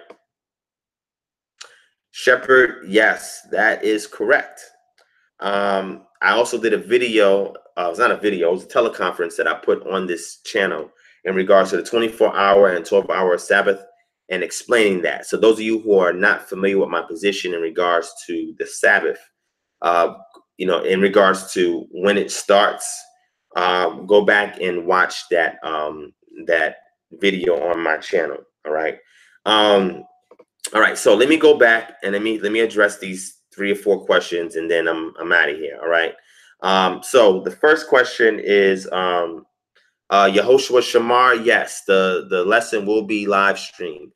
I don't know what I'm going to put together between now and then. Y'all pray for me. Hopefully I get something done. Otherwise, I'm going to freestyle it. You know what I'm saying? But we'll see. Like I said, it's been a very hectic 2 weeks. Because I had 2 weeks, about 2 weeks, 2-3 weeks to prepare for it, but a lot has been going on, so I didn't really get a chance to put it together. So I'm hoping within the next few hours, once I get off of here, I'll be able to put something together and go from there. But yes, it will be live streamed. All right. But I wanted to address the Black Av one, right? And he was referring to the clouds, right? The Son of Man coming from the sky on top of the clouds. All right. So what I want to do is I want to give you and explain to you what this is right here. So if we go to Daniel chapter 7, and we start at verse 9, where it says, as I looked, thrones were set in place, and the Ancient of Days took his seat. His clothing was as white as snow. The hair of his head was white like wool. His throne was flaming with fire, and his wheels were ablaze. A river of fire was flowing, coming out from before him. 1,000 upon 1,000 attended him. 10,000 stood before him. The court was seated. The what? The court was seated. Wait a second. Are they talking about a heavenly court? Heavenly court. Wow, that's interesting. Go ahead and pull this up. Let's go see what's going on. Because, we have a heavenly court right now. Oh man, and this is, I mean, we've been trying to share this for the longest. The henotheism lecture is still coming soon, family. That's going to be heavy. That lecture is going to be heavy. All right. You already know. I mean, I've leaked so much of it out already, but that's going to be heavy. So anyway, so they when we follow the translation of that word, court, that we see there in verse 10, you'll be able to understand what the understanding is when it said court, and it has to do with a place where judgment is rendered. Okay, and you know that for looking up that word for court, which is going to be your word deen, right? Deen means a court or a place of judgment. Okay, so the question is, if you have thousands that are ministering unto them and tens of thousands that stand before the court, ye kumun, the ones that rise up before the court, okay?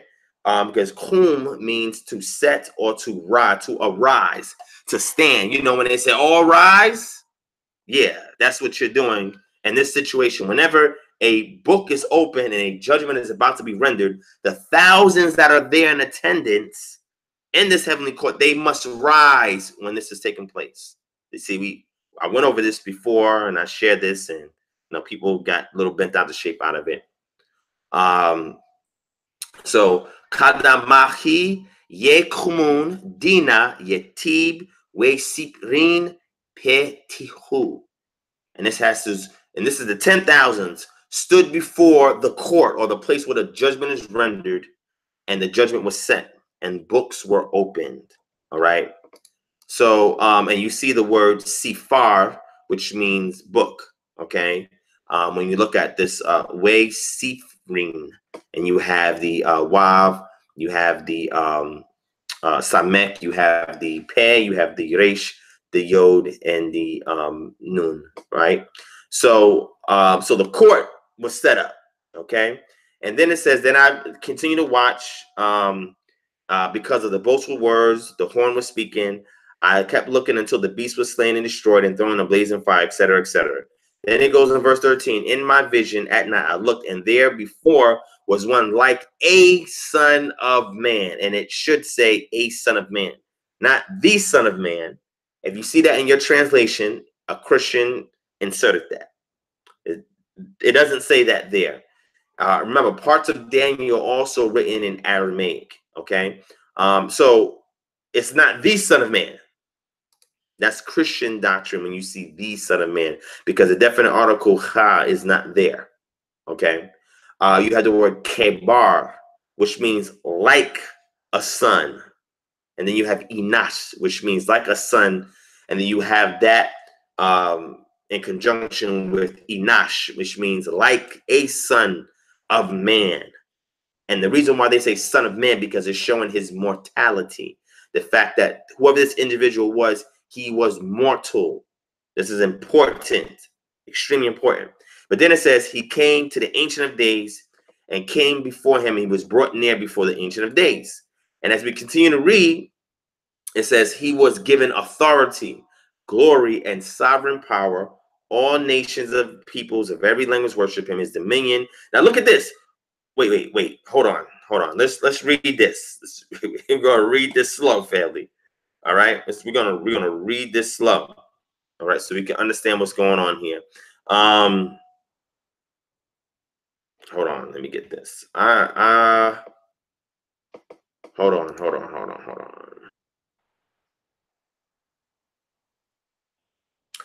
All right, so we have and they put this word worship there, right? Worship him, right?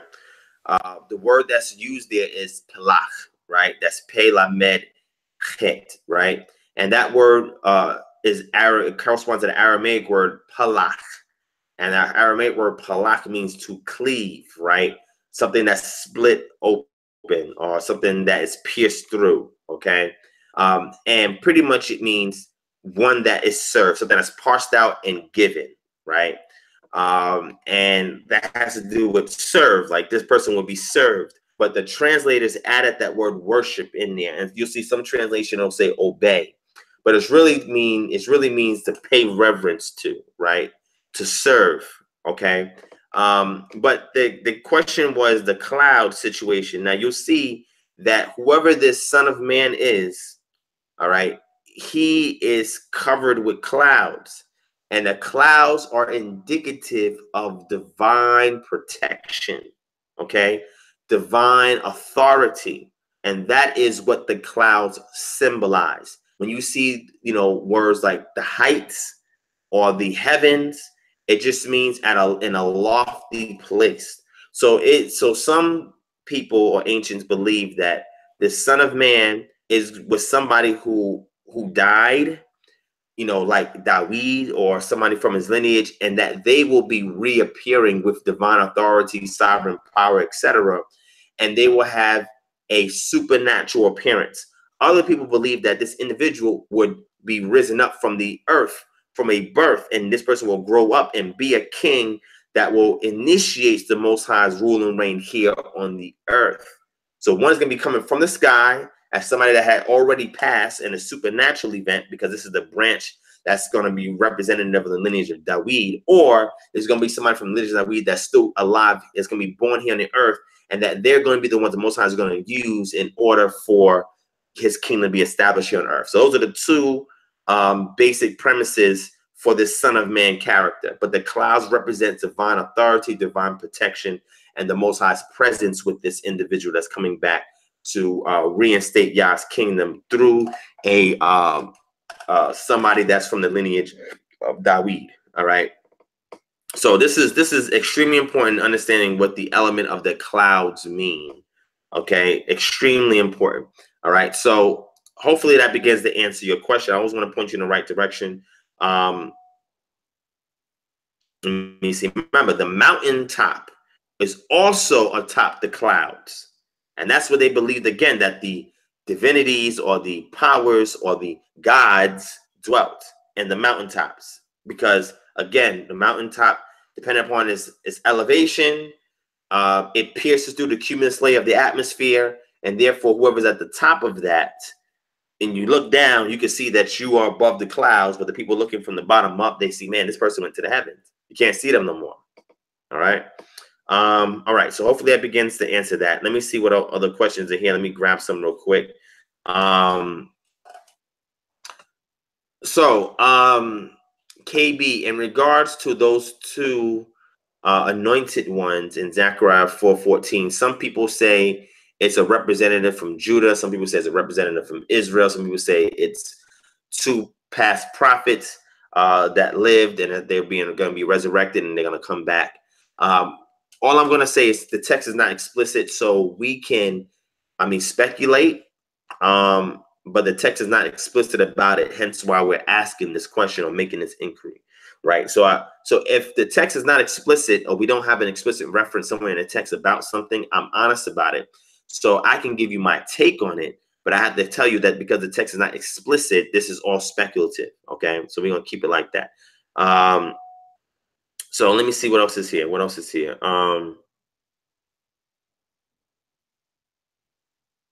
I see what you're saying, Deborah.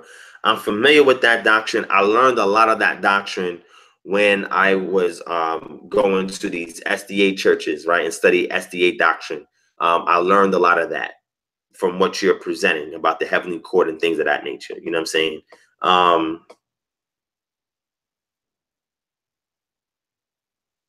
Moses, I'm not sure. What question are you asking, Moses?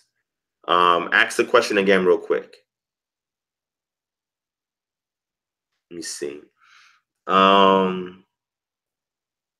Here's the other question. There's another question in here. Did the Isaiah 14. I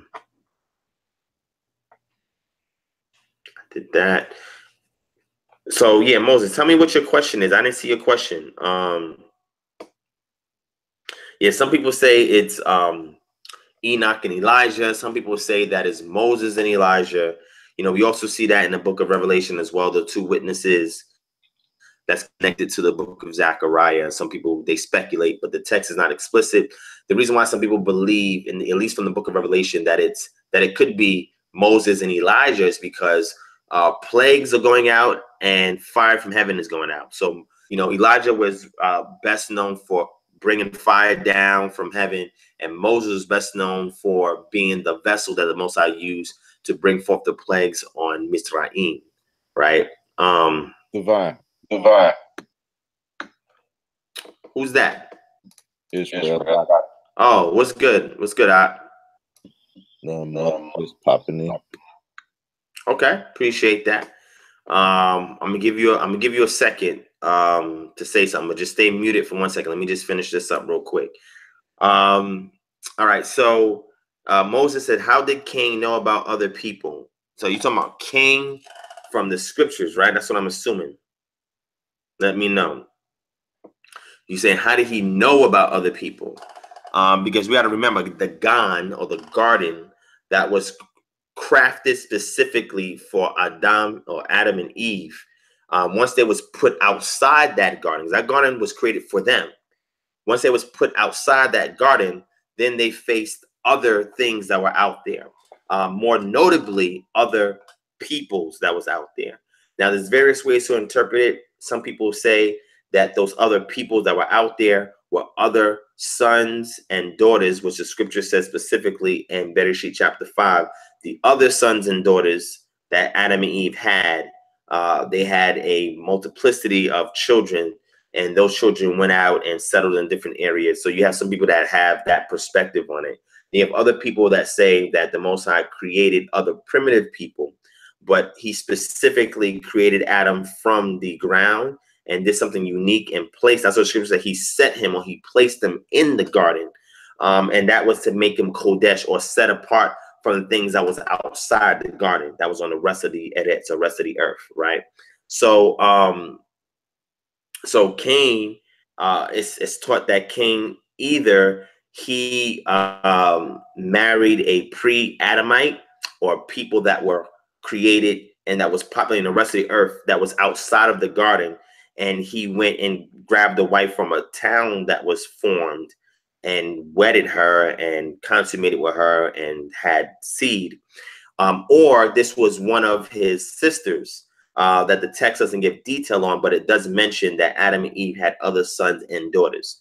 And, you know, from what we know, the text is specifically dealing with lineages, right? And we see that the lineage of Seth and lineage of Cain. And it's specifically dealing with these two lineages that were being at war with one another. And it's not really speaking more so on the other sons and daughters and what their names were and who they were. So those two competing theories was either they were pre-Adamites that were already on the earth, that were created before Adam was here, by looking at Genesis chapter 1. And then some people would say these were the sons and daughters that's mentioned in the book of Genesis that also populated the earth, and that he took a wife from one of his kin folk. So there's two competing perspectives.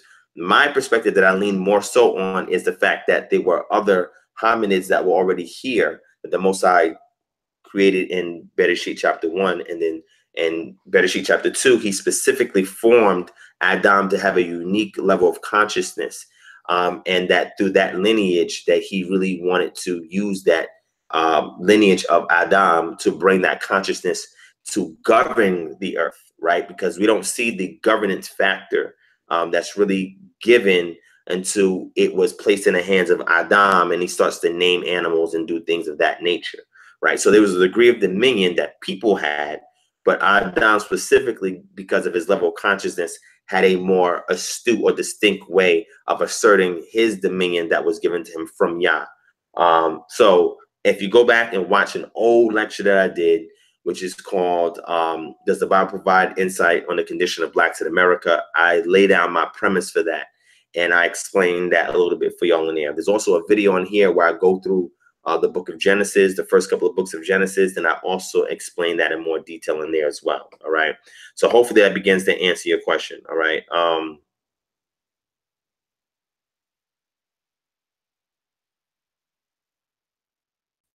Kanye Maziza, I definitely will look into that tribe. I've heard of that tribe. I haven't done extensive research on them yet to speak confidently about them, but I will look into that and see if I can give you an answer on that in a future live stream. All right. So let's see.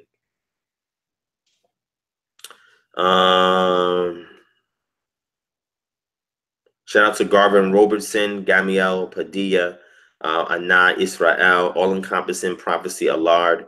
Do you think the blessing and curse, Thomas, in the book of Revelations is the foresight to see the second coming? Do you think the blessing and the curse, Thomas, in the book of Revelations? I don't know what you mean about Thomas in the book of Revelations. Maybe you can elaborate on that. I'm not sure. All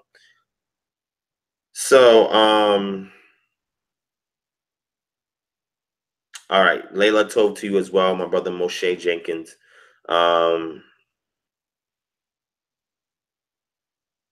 Yeah, you know, there's also a teaching in regards to Lilith being the first woman. I don't subscribe to that, but Lilith being the first woman, and because she did not want to play a particular role in allowing herself to be dominated by Adam, she fled, and the Most High had to create a replacement from the inner chambers of Adam, not his rib.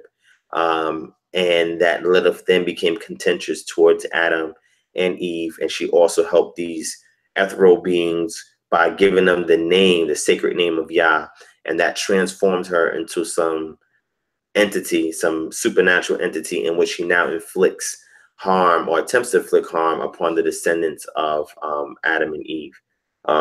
So we get that from the Zohar. The Zohar really speaks on that. You get a lot of the Kabbalah from the Zohar as well.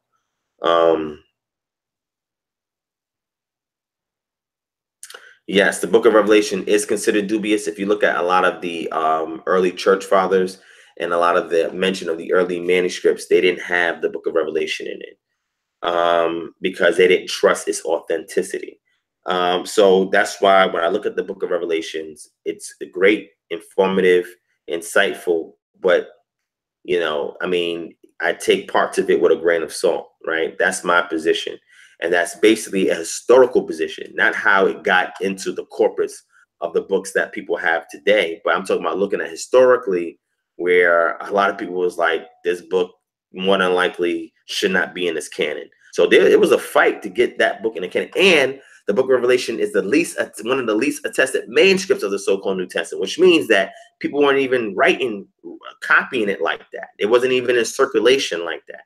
It was a limited edition, you know what I'm saying, if you want to look at it in modern terms.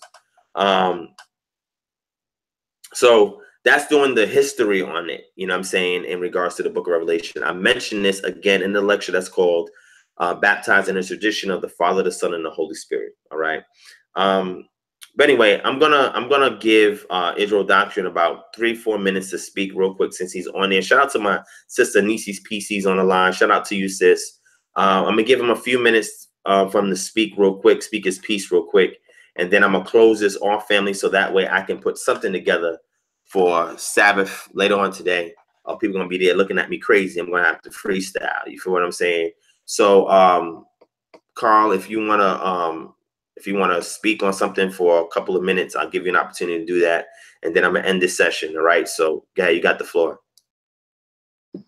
Nah, peace. I was just coming through. I was up, seeing you was on through the subscription, so I thought I'd come through. Seen the link to get in, so I popped in. But I mean, it's not much out there for me to talk about or deal with nowadays. You know, this Hebrew Israelite thing. You know, that's still on my radar. I'm gonna do something on it later. Maybe next week. You know, it's been stated that Hebrew is a nationality. I don't think you agree with that. I don't think too many people agree with that. Israelite is a tribal heritage, and Moabites, Edomites, Ishmaelites, and stuff are tribes of Hebrews, which is the nationality. I got to do something on that. But I've been dealing with that a little bit more.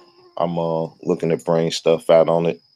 You looking to bring stuff out on that, talk about that, because, you know, national identity is it seems like it's a big what to do nowadays.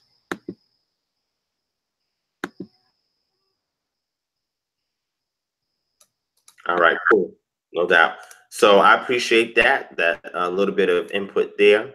Thank you for joining on and for supporting the channel. Like I said, I do occasionally watch some of your videos as well, especially when it's an interesting topic. um, so,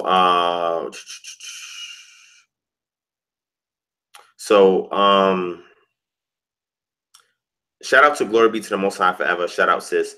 All encompassing prophecy, Allah, the blessings promised to those who read and take to heart. Curse to those who don't. I think that the message is the foresight, the sea and time, and second coming. Are you talking about the part where it says, well, let's bring it up real quick. Let me bring it up real quick.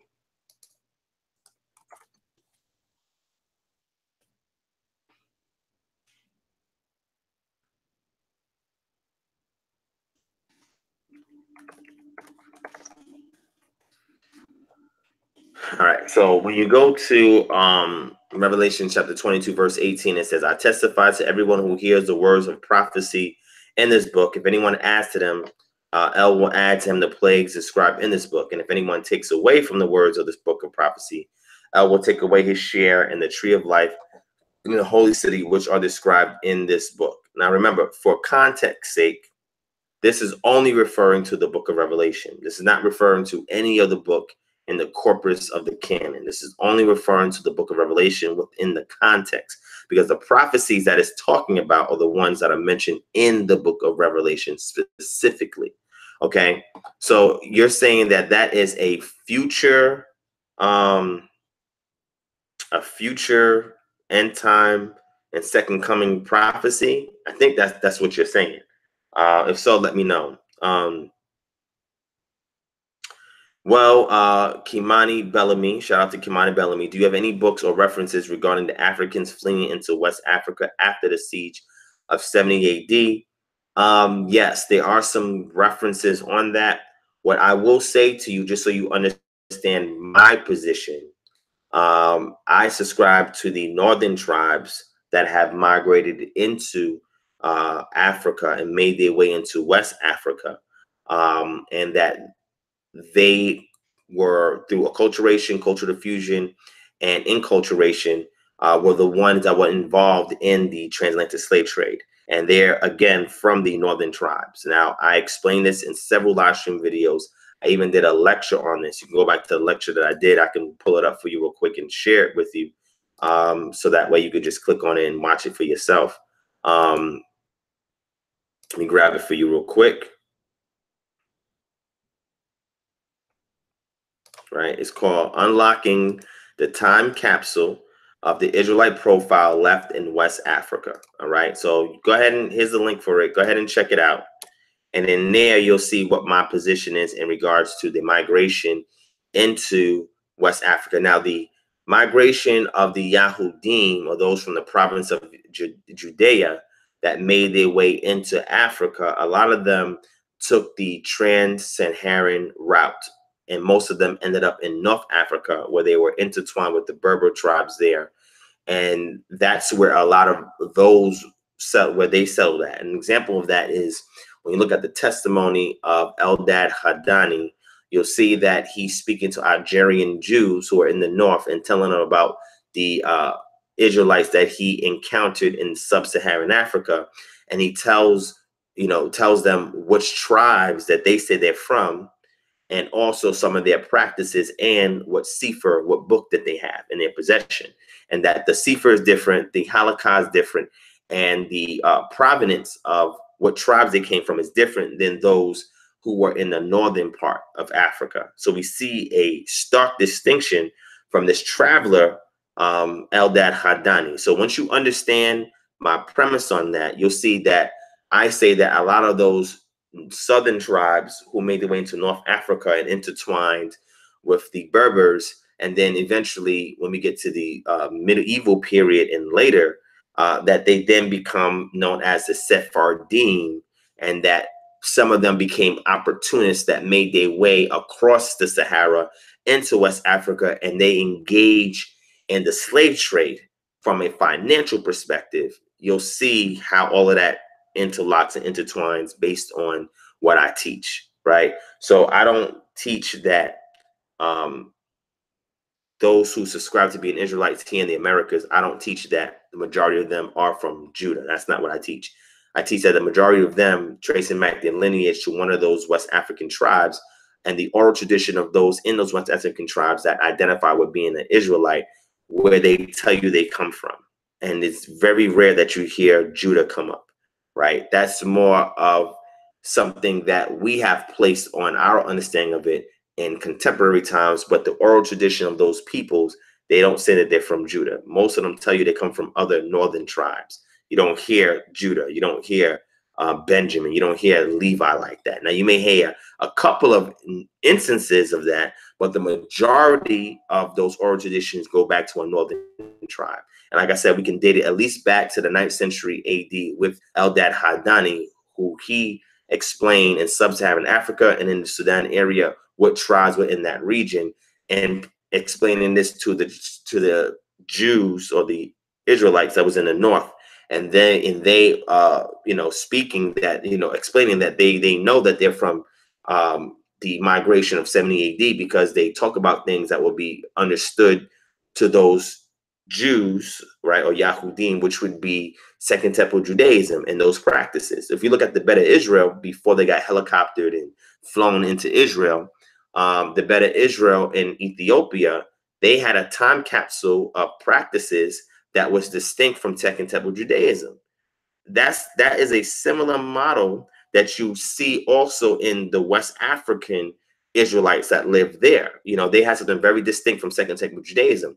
When the Sephardim and when the Ashkenazim found out that there were people there from the missionaries that went there, relayed over to them and their excursions into those regions, they found out that there were people that were practicing African traditional spirituality, and they identified fetishes amongst them that looked like things that's found in the scriptures, and or there was some that were there that were still claiming that they were Israelites. They started to go in and convert them over to Second Temple Judaism or Orthodox Judaism, right? So they took away a lot of their indigenous practices that they brought that's encased in the pre-exilic model with them, and it erased a lot of their previous identity before they encountered the Sephardim and the Ashkenazim. So once you understand what it is that I'm saying, and again, I elaborate this on various videos, go back and check out the link that I posted in the group, then you'll start to get the context in which I lay down a foundation of why this ancient pre-exilic Israelite model is important, right? And why it needs to be revived and implemented. All right.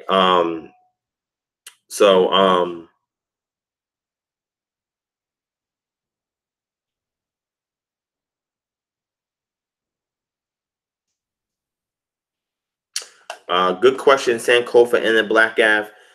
What I want y'all to do is save those questions, write them down, save those questions. Let me get off this live so I have something to live stream later on today for y'all. But I gotta get off this live stream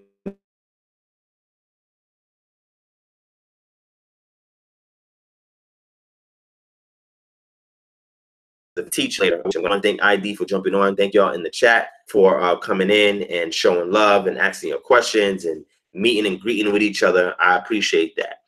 Those of y'all who are asking me about how to donate, you can go to PayPal and you can donate to kingdomharbinger@gmail.com. All right. And as always, these things are posted in the description. So you can always go back and reference it. You can go to our Patreon account and look up Divine Prospect, right? Or you can go to our GoFundMe page and you can look up Kingdom Harbinger Ministries, right? And also you can always do the super chat donation right here while we are live. You can click on the dollar symbol underneath the say something where the cursor is at, where you type, and click on that, click the blue super chat button, follow the instructions, you can shoot a donation through there. All right. Those of y'all who have asked for financial assistance, as soon as more donations come in, we can be able to divvy them out to you. Or otherwise, if I have something in the pot, then I can give it to you guys. So definitely want to make sure there's something there for people that have a need, as well as for research development and community activities that we commence to do with KHM, and also setting up KHM enclaves, you know, in various other cities. All right.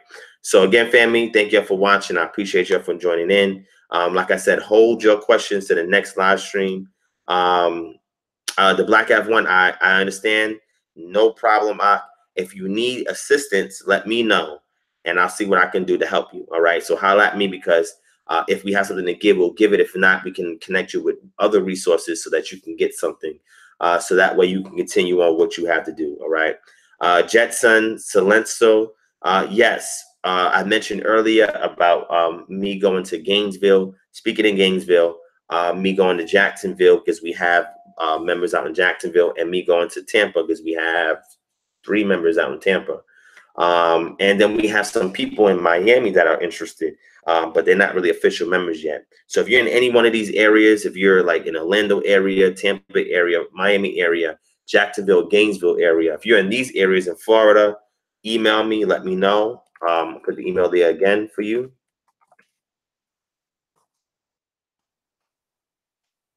All right. So definitely email me and let me know where you're at, or anybody, just let me know where you at. If somebody's interested, so you're near Tampa, all right, that's great. I'm gonna be in Tampa later on this year.